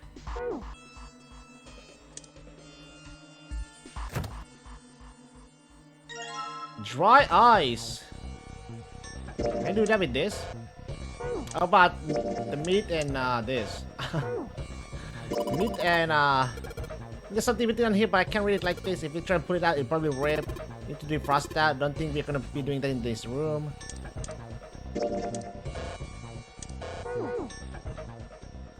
Should we pick up the dry ice with his sleeve so as to avoid burning himself? Dry ice is just frozen carbon dioxide, right? Yeah, it is. I wonder how warm it has to get for it to turn back into gas again. Hell if I know. How is that gonna help us anyway? Oh, well, I figured we might be able to use it to get out of here. They were about to move on when June spoke up. Carbon dioxide sublimation point is negative 109 degrees. Any warmer than that, and it'll turn into gas. Any lower, Negative and it becomes 109 a solid. degrees? How much is that in Celsius? June looked at her dumbfounded. Oh, how do you know that? Despite my looks, I am the the queen of random knowledge. Looks bad to mess up when you're showing off. Oh, you're so cold your mouth's going numb? Yes, that's right. You're just doing that on purpose, aren't you? June giggled and did her best to hide her guilt. At least she was still feeling good enough to joke around, Junpei told himself. Come on, guys. Don't you think that's kind of weird? I wonder why it doesn't turn into a liquid first. Santa's doll shivering at the astounding rate, but this curiosity seemed unaffected. Junpei. You ran out of the freezer now? It did seem rather odd. It is kind of weird. June answered. But it can turn into a liquid. Carbon dioxide turns to liquid if you put it under high enough pressure. But at 1 atmosphere, normal air pressure... It won't turn into a liquid, right? That's right. Instead of melting, it'll do what's called sublimating. And Sublimating? change immediately from a solid state to a gaseous one. See, that is weird. Water's a liquid between 32 degrees and 212 degrees. So why isn't that the case for carbon dioxide? June replied with an answer that stunned both of them. There's a kind of ice that doesn't turn into liquid when it goes above 32 degrees. What? There's another... Okay, what kind of ice? Huh? I heard about it. Again, what you heard? Its melting point is 96 degrees. Ice with a melting point of 96 degrees? You mean there's water that freezes at 96 degrees? Yeah, well, you could also look at it as ice that won't melt until it's 96 degrees. Water that freezes at 96 degrees? Ice that won't melt until it's 96 degrees. Is it because 96 is because 9 is 9 and 6, you know. 9 and 6 is, you know, from, if you turn it right, it's 9 as well. Is that why it's 96? June was cool as hell, but this was too interesting to ignore. He did his best to warm up by rubbing his arms and stomping his feet and then put the question to June. So what's this ice with a melting point of 96 degrees called? I heard it's called Ice 9. Ice 9. Of course, they have to include a fucking 9 in it. Ice 9? Ice 9! Originally, Ice 9 was a made-up substance invented by a science fiction author. But recently, scientists have discovered that such a substance actually exists. Wait, hold up. So is this thing called Ice 9, or is it water? Like I said, if the ice is over 96 degrees, it'll be liquid. If it's under that, it'll solidify. So you could think of it as a polymorph of H2O. Like June says, this wasn't made up for this game. It's from a book called Cat's Cradle. Here, think of it like diamonds and graphite. They're both made of carbon, right? But depending on the structure of the crystallization, the hardness and structure are completely different. So you're saying normal water and this Ice 9 are like that? Yup. She wasn't finished? Have you heard the story about the crystallization of glycerin? For 150 years after the discovery of glycerin, people cooled it, warmed it. They did all sorts of things to it. But whatever they did, it never crystallized. However, one day in 1920, some glycerin on its way to England by ship was discovered to have crystallized during the trip. Again, England, Britain. Scientists around the world wanted to research this new crystallized What did form they of do in glycerin England? and asked for seeds. Oh, a seed is a sample of the original crystallized substance. With a seed crystal, further crystallization of glycerin would be easy. However, something very strange happened. Not only did the glycerin encouraged by seed crystals begin to crystallize, even the samples nearby did, even though they were tightly sealed. Nani? And it didn't end there. After that day, it doesn't matter where in the world it is, all glycerin crystallizes naturally when cooled to less than 64 degrees. 64? There's no 9 there. Before that day, no matter how glycerin was cooled, it refused to crystallize. But once the crystallization had begun, it was almost like... how do I put it? It was almost like all the glycerin in the world was communicating. Communicating in some way that we can't sense. No, don't tell me. The telepathy thingy. And now it's happening everywhere. Junpei. Was honestly impressed. It was in fact a pretty interesting story. Wow, that's pretty interesting. But, what does that have to do with Ice 9? He's surprised it was Santa and not June who's answered. What she's saying is that it's a lot like Ice 9. What happened, I mean. A lot like? Oh, that would be bad. If water everywhere started freezing at 96 degrees, man. It'd be the end of the world. Jupiter felt that Santa might not be treating the idea of the end of the world with the proper concern. At any rate, we're not gonna have to worry about the end of the world unless we can get out of here pretty damn quick. He was right. Junpei shivered. Alright guys, I think that's enough of that. I didn't think we'd get quite this far off topic. I mean, I know I'm kinda at fault here, but we can't be screwing around anymore. So seriously. I might go by the name Santa right now, but I didn't grow up in Iceland. Ho ho ho! I freaking hate the cold. So let's get cracking, alright? We gotta find a way out of here. Yeah, I hate the cold too. Santa stumped off, clearly doing his best to pretend the cold wasn't affecting him. Selfish, isn't he? Still, Santa was right, and it was high time they got back to their search. Ice 9 is interesting and all, but we can discuss it more once we get out of this freezer. Junpei looked at June, nodded, and resumed his search of the room. Okay, let's see here. There's water dripping from this pipe. It looks at that like when the pipe pressed the water hit the doorknob and froze it in place. The water actually seems almost warm. Dry ice? If I put the dry ice there. There's more water flowing from the pipe. Hey Junpei, didn't you find some dry ice earlier? Yeah, there's warm water coming out of that pipe. Warm water and ice, dry ice. What do you think would happen if we put that stuff in a sealed container together?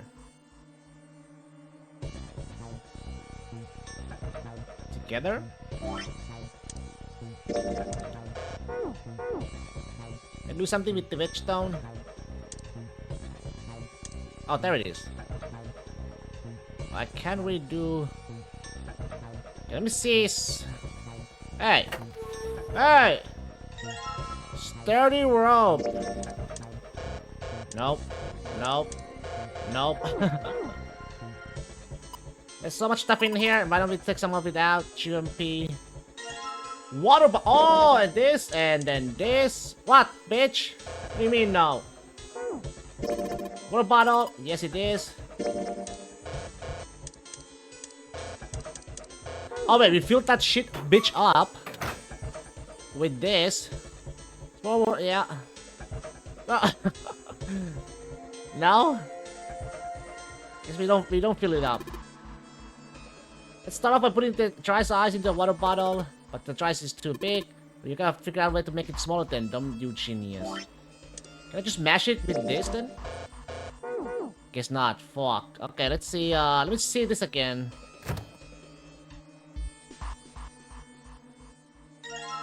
Frozen chicken. Oh, then this.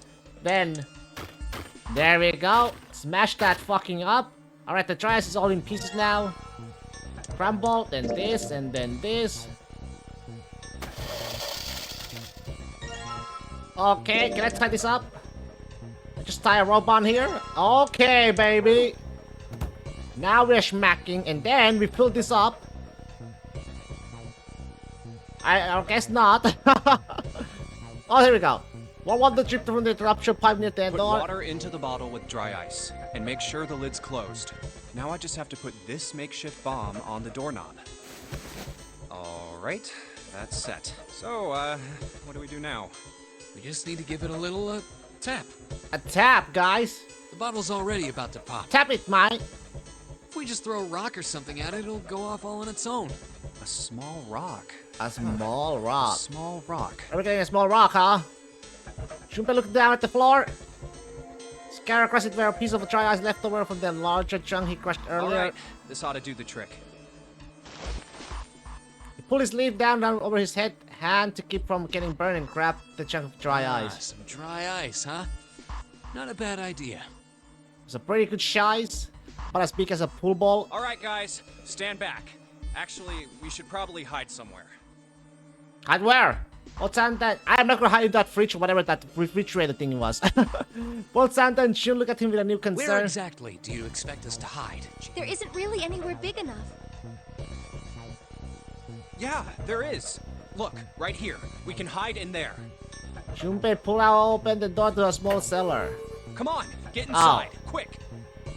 Santa and June nodded and jumped down into the hall. Junpei quickly followed. In his hand, he could feel the chill of the frozen carbon dioxide even through his sleeve. He tightened his grip, took aim, and prepared to throw. All right, here I go. Imagine if he missed, though. 3, 4, 5. Fuck's 3, 4, 5, bro? You're counting the wrong way. Oh, oops. What do you mean, oops? That is a really sad excuse for a joke, man. Sorry, dude. All right, for real this time. You guys ready? Yes, whenever you're ready. Just throw the damn thing. You're freezing All right, here, man. Here I go. 3, 2, 1. Junpei threw the chunk of dry ice as hard as he could. With the same motion, he ducked down into the cellar with Santa and June just as... Oh, shit. Junpei leapt out of the cellar and ran to the door. Jumpy, the ice on the door, is it gone? Yeah, it's gone. The blast must have shattered it. Yes! All right, let's see if it opens. Junpei grabbed the knob and pushed with all his might. The door gave way easily and all three of them tumbled out of the freezer at once. Hooray! We're out! Science, bitch! June, relieved, collapsed onto the floor. Move! Damn, Santa shoved past Junpei and ran straight to the grill, which she immediately grabbed. Oh, god damn it! Hot, hot, hot, hot, hot, hot! Fuck! I mean, he proceeded to kick the grill in a few times, but I'm using fit of rage. Well, you did just grab the grill. What did you think would happen? You idiot. Hey, where's Lotus? Look, it took Junpei only a moment to find her. She was sitting on the counter, scratching her chest. What the fuck? I was starting to get tired of waiting for you Oh, guys. no. You didn't even bother to try to help us in any way? Wow. Okay. No. Okay, guys. Now, fuck her. Fuck her. She might have amazing boobas, but fuck her. The great young Lotus lowered herself off of the counter. Junpei clenched his teeth and walked towards her. What were you doing? What do you mean, what was I doing? I was waiting. We were gonna die! Oh, yeah? But you didn't. So everything worked out all right, didn't it? What the hell? The hell, Just lady? kidding. It might not look like it, but I was really worried. But you didn't help. Don't give me that crap. I'm telling the truth. I mean, if you died, then I'd be in trouble too. If you died, then I'd be stuck here, and I'd die too. See? I did all I could. I even looked around to see if there was anything I could use to pry open the door. But I couldn't find anything. You didn't look hard enough. So, all I could do was wait. I mean, what else did you want me to do? Call the cops? It's true that there wasn't much she could have done, but something about her tone. Junpei grit his teeth. Fine. But there's one thing I have to ask you. What's that?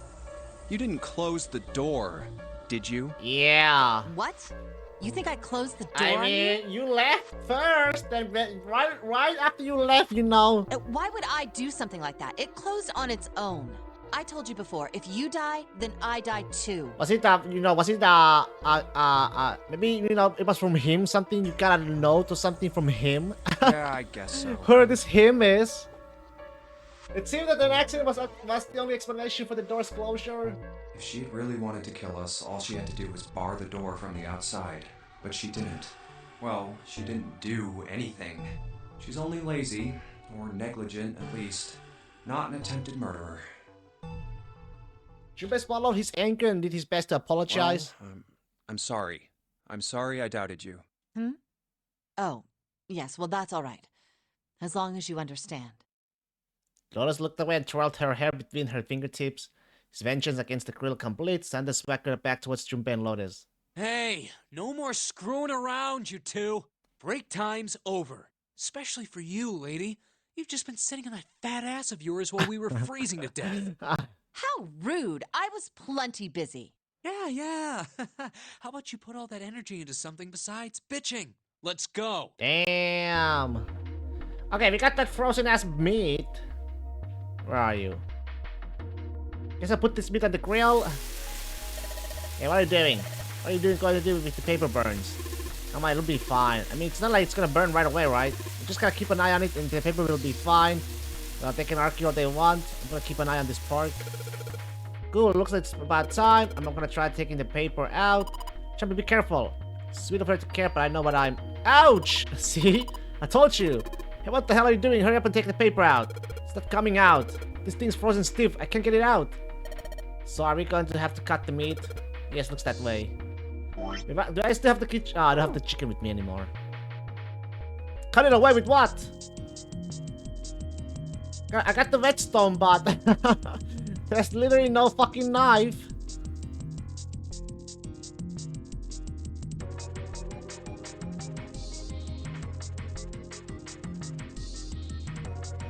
Nothing useful. Open.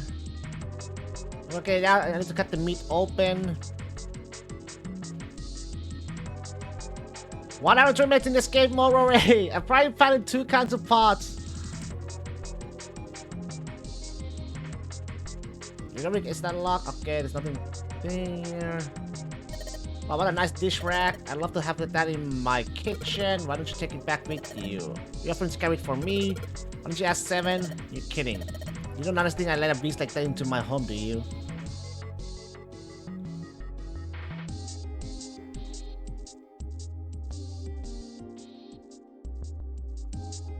I'm not really seeing. Can I take our countertop? We got the rolling pin and a calendar. Nothing useful in the other words. I don't know where the door. There's no way it'll open.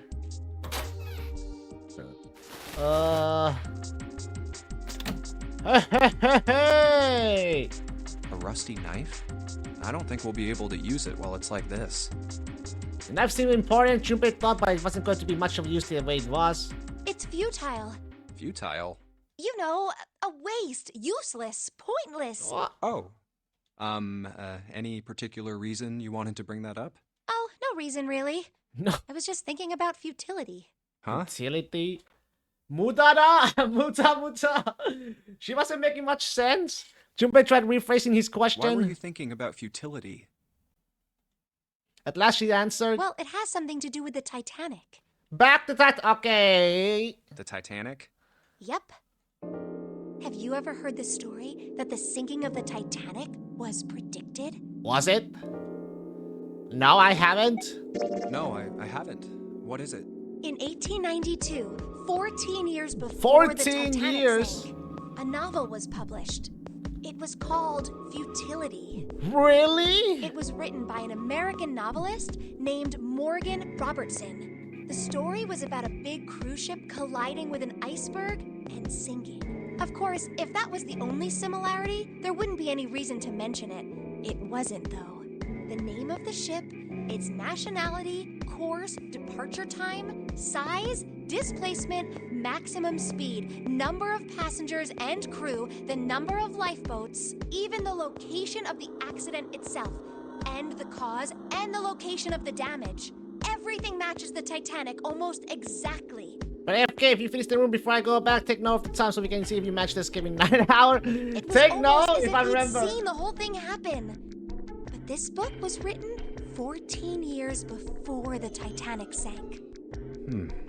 But that's not all. It wasn't just futility that predicted the sinking of the Titanic. There were 2 other similar stories written by a man named William Thomas Stead, both of them before the accident. One in 1886 and one in 1892. Stead wrote 2 stories that had striking similarities to the Titanic disaster. In one, 2 ships collided. Many of the passengers died because there weren't enough lifeboats. In the other, a ship collided with an iceberg and sank. I don't know. I mean, I'll give you that it seems a little weird, but I'm pretty sure it wasn't too uncommon for ships to hit icebergs back in the day, or even other ships. Right, I knew you'd say that. But what if Stead had some sort of special powers? To be more specific, what if he had the ability to do automatic writing? Automatic writing? Automatic writing?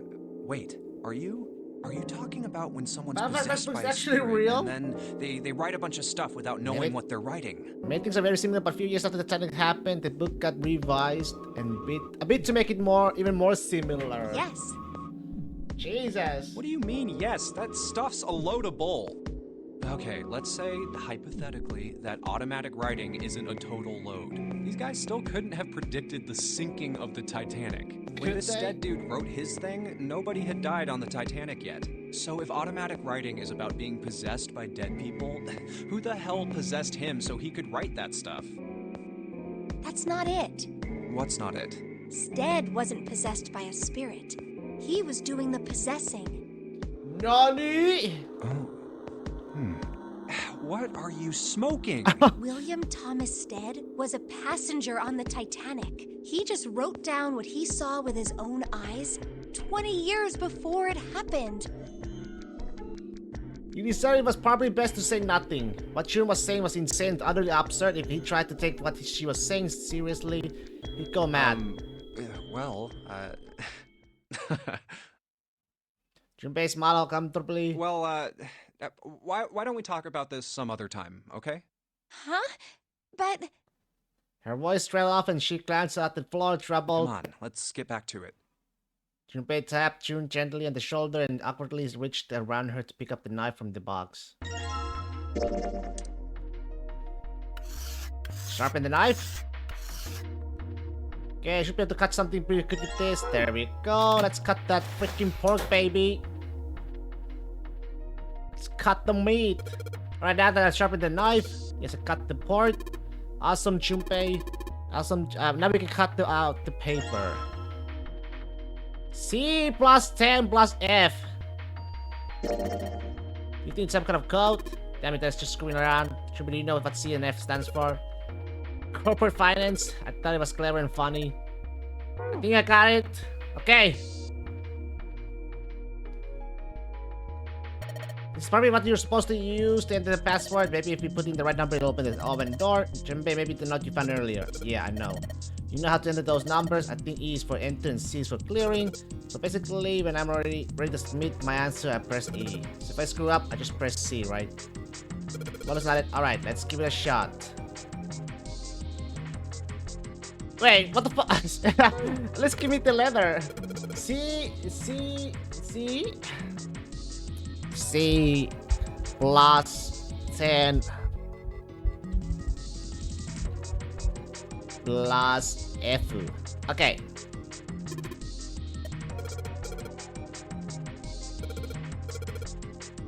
C, A, B, C. A was 10. B is 12. No, 11. 12? 12? Should I just add all of them together? It's plus, so... Yeah, probably like that. So it's 12? 12 plus 10... Just 22.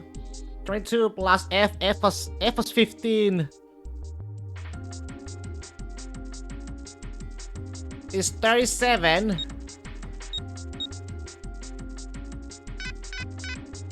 Okay, it's not like that. Wait, is it? F is 15, right? Oh, I remember it. 10 is 16. Wait, yeah, 10 is 16 though. Shit me. 10 is 16. 12 plus 16 plus 15 is 43. Okay! Sounds like Mel is falling, but I guess that went well.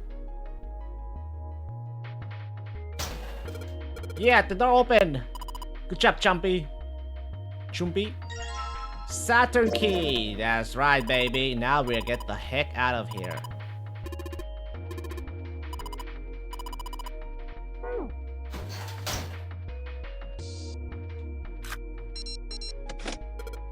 Yes, I think it's unlocked now. You need Chumpy. Chumpy, let's get out of here. Yes, let's go.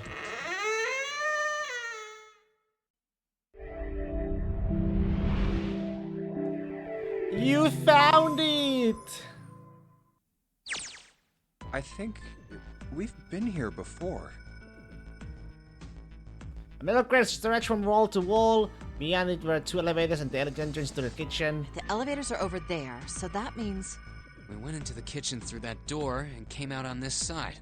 That means the map was right. Looks like. Then let's use it to plan our next move. Next move?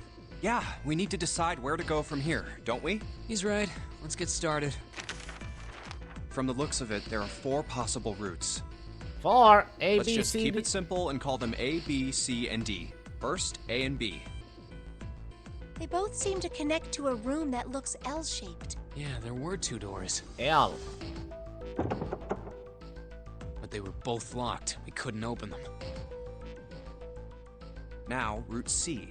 This goes all the way to the main staircase. That means it's door 5, one of the numbered doors. Then do you think we would meet up with the other 4 after this hallway?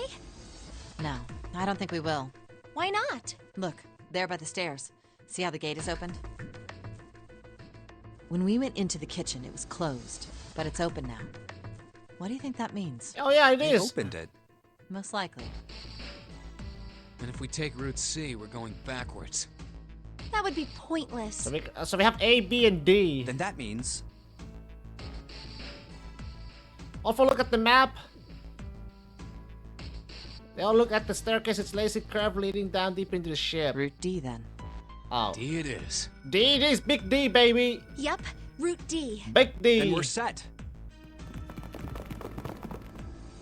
They track down the stairs until they reach the C deck. Everything looks okay here. Let's check the next deck just to be sure.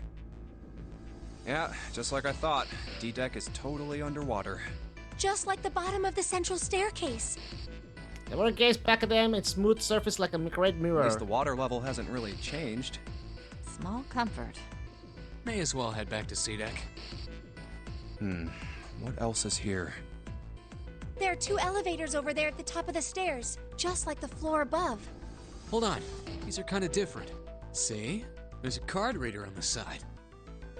Oh. Another strange mark. Hey, look! It's Lotus's symbol. Huh? See? It's the woman symbol with horns on it. That seems like... Oh, Ouch, ouch, ouch, ouch, ouch. Lotus had taken a hold of Junpei's hair. She began to shake him violently and he thought he heard a low growl coming from her throat. What was that about the mark again? Nothing. Sheesh. Such violence. Junpei began to wonder if she was not the devil itself. With an uncomfortable smile, June spoke up. This is a Mercury symbol. The horns symbolize the wings on Hermes' staff. Hermes, herpes, whatever. If we can't get this thing to work, these elevators aren't going anywhere. In other words, we need a key card with the Mercury symbol on it. Probably. I guess we can't get on then. Let's just disregard the elevators for now. How about this hallway on the left? Whoa, there's so many doors. They weren't sure how many, but suddenly enough to be discouraging. Damn it. If we try and search all these, the sun's gonna go down before we've done half of them. I think the sun already set. I have a feeling this ship is the only thing that's going to be going down anytime soon. That's even worse. Well, we can come back to this hallway later. Let's check the hallway on the other side, shall we? Time to head back to the stairs. To the right was a small hallway. Now the right hallway. Quickly they headed into it. It was approximately the same size as the alcove in front of the stairs. The hallway led towards the stern and at its end was a set of double doors. There are doors here too. Well, I guess it's just 4 this time. Let's open them. All right, let's start with this one. Jimmy nodded and grabbed the one closest to him. Gave it a small tuck and felt it move. It isn't locked. I'm going to open it. Thrilled to have found an unlocked door, he threw it open.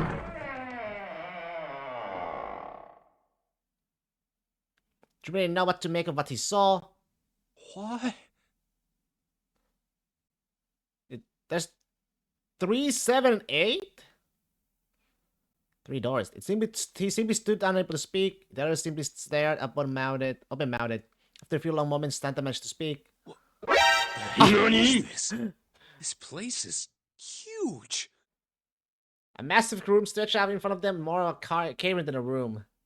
Its vastness was oppressive and it bore down onto the 4 companions. It was not empty, however. The entire room was filled with lines upon lines of beds. Oh, there are beds everywhere. It's like an infirmary or something. There are simply things little more than pipe and thin mattresses. Is this a hospital?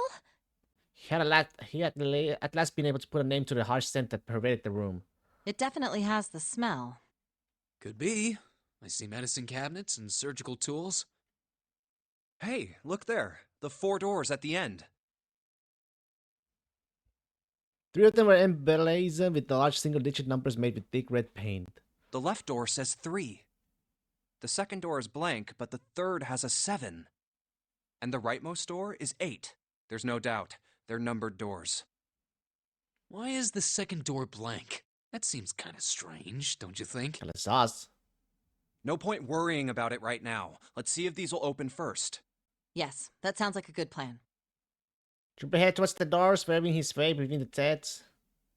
Start with door 3 on the left and move to the right until they reach the door 8. Nope. Oh, it's no use. Well, of course. If it was that easy to open these doors, what would be the point of the nonary game? We have to activate the red, or the numbered doors won't... Wait a minute. What's wrong? Look, the display on the red. There's nothing on it. Huh? Nothing on it. Don't you remember? The red at the central staircase? Yeah, if no one was inside, it said vacant. Yeah. Oh, yeah, you're right. But this one... It's broken. There's nothing on it. Right? I wonder if it's broken. Only one way to find out. Nothing. It's not responding. All 4 took turns placing their hands over the red, but they refused to respond. They pulled at the lever and still did nothing. As they soon discovered, it was sent only red for door 8 that was behaving strangely. How about the red on door 7?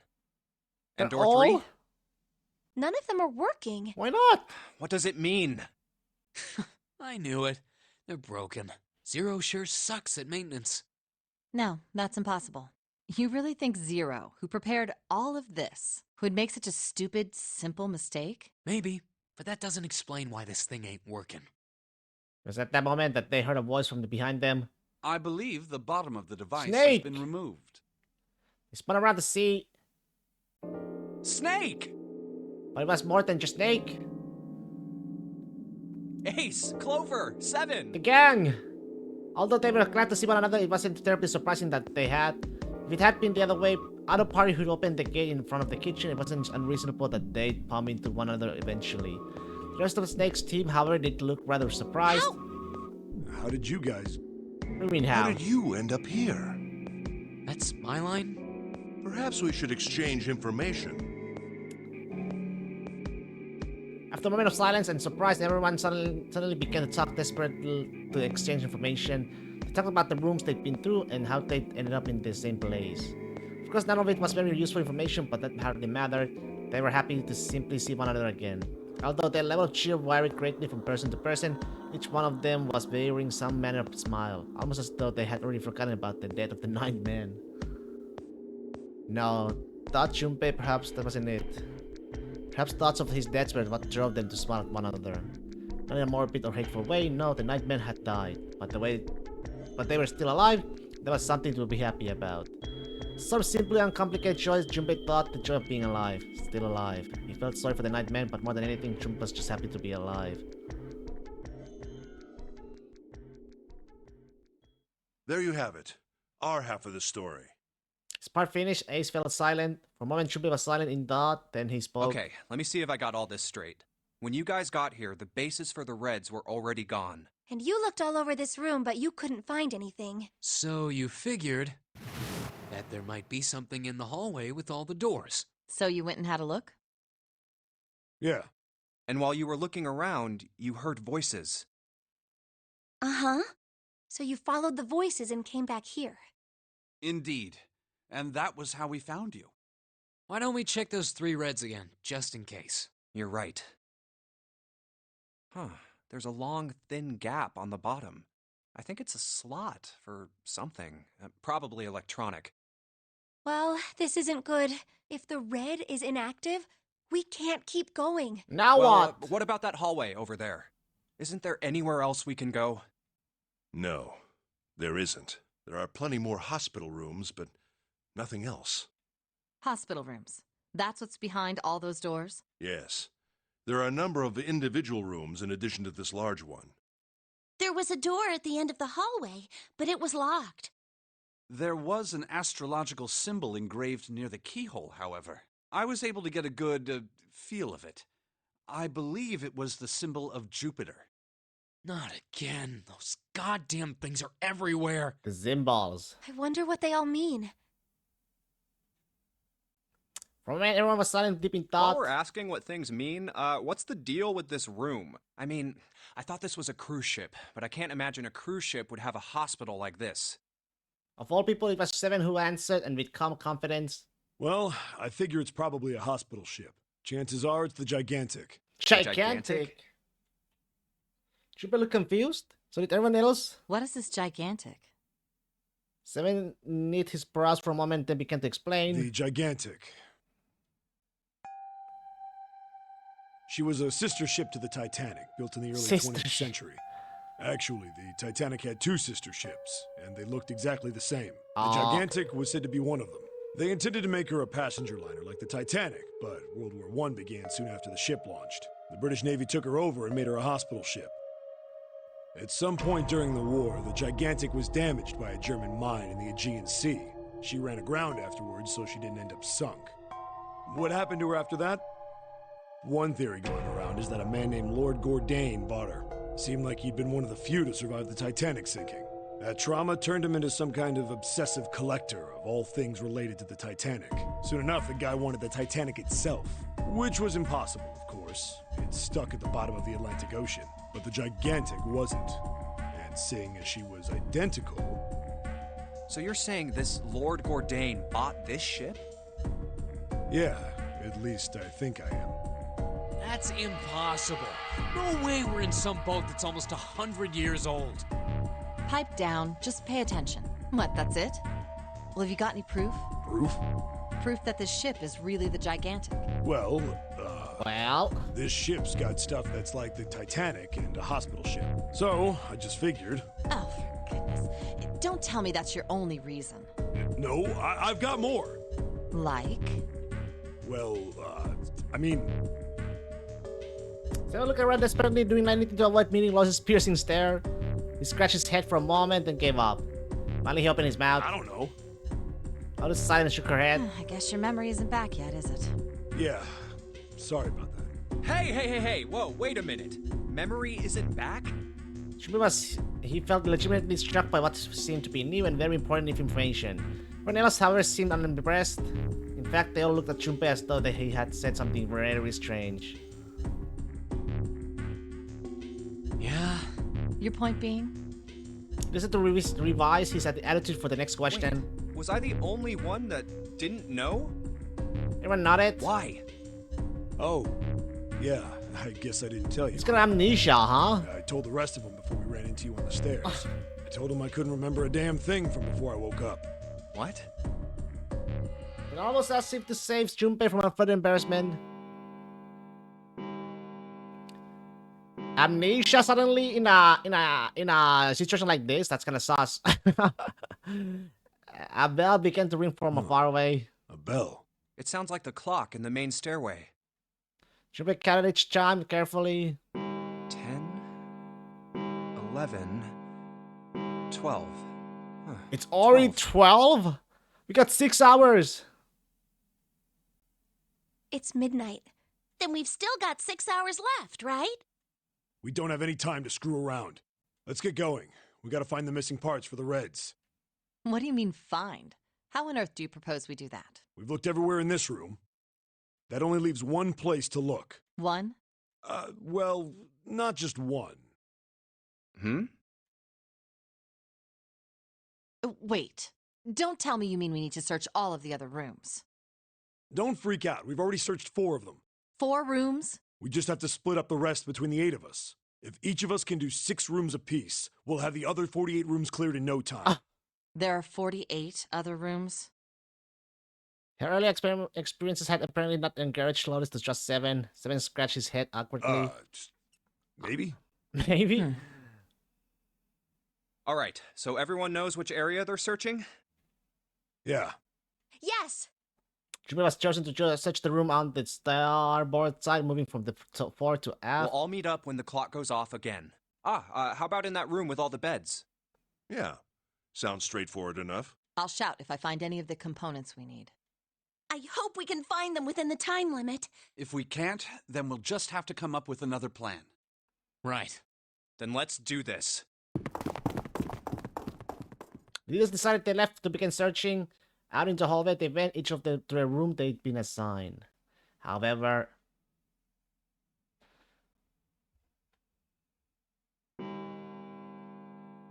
from far away, Junpei heard the bell ring. It did so only once. It was 1 a.m. It's 1. I better get back to the others.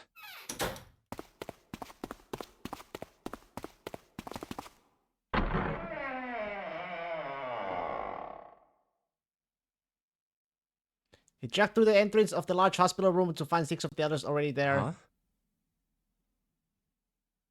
What's wrong?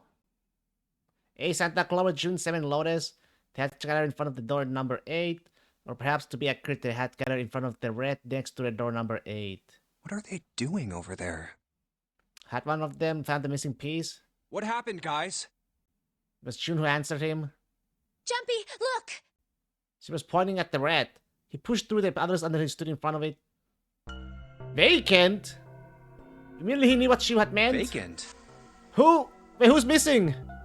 Junpei sighed. Come on, guys. Who was it?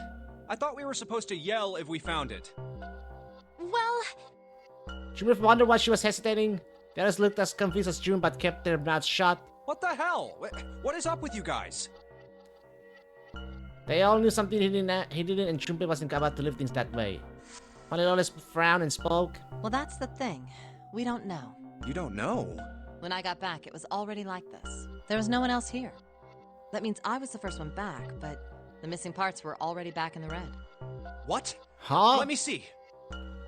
Junpei looked at the bottom of the red again just to make sure. The slot that had been opened on the bottom was now covered with metal. You're right. It's in there. What about the other 2? They're the same. Let me take a look. Junpei quickly examined the other 2 boxes. It's just as you said. Satisfied that they were also prepared, but still a little confused, he returned to the others. Alright, I just want to be sure here. Nobody has any idea what the hell happened here, right? Correct. None. Ace and June nodded silently. Steven raised his hands as if to say, not me, and Sanders just rocked. Only Clover lowered her head and did nothing. Huh. Wait a minute. That's when he noticed, where's Snake? Right? Snake? Where's Snake? Junpei swept his eyes across the room a second time, but Snake was nowhere to be seen. Does that mean that he found them? I've no idea. There's nothing to suggest it. But nothing to suggest he didn't either. I don't suppose we'll know until we can ask him in person. Well, whatever he did or didn't do, he's pretty damn late. What the hell is he up to? Maybe he's lost. Yeah, well, that seems likely. Dude can't see. I don't know how he gets around in the first place. True. Clover raised her head. No! That's impossible! Suddenly she was shouting. Yeah, my brother's blind, but he's got really great hearing. He can get around as well as anyone who can see. So he couldn't get lost. That's impossible! Clover had started to shake, and the knuckles of her hands had gone white. She spun around, but before she did, Junpei noticed tears welling up in her eyes. I'm gonna go look for him! The words were barely out of her mouth when she began to run. Hold on, Clover. Wait! Junpei cried out to her, but he was too slow. She kept going, and before anyone else could react, she was gone. Well, that didn't work. Damn it. What should we do now? Well, the red is working now. No! We're not leaving 2 people behind! We should go look for them! Oh, man. This ain't good. Oh, yes, what an excellent idea. We just wasted a bunch of time looking for some piece of electronic junk. Now let's waste some more by looking for a couple of idiots. Then remain here if you feel you must, but there's no time. We've only 5 hours left. Junpei and the others nodded into one another and took off on a run. One of the stairs that led to Beedek, they decided to split up. Save the game!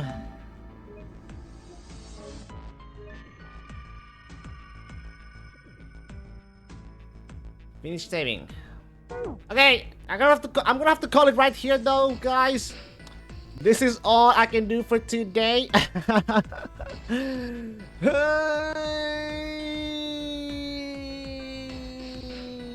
Yeah. But hey, I shall wish you all a happy, wonderful Sunday. I'll see you around next time, alright? Have a goody booty. See you around. Bye-bye.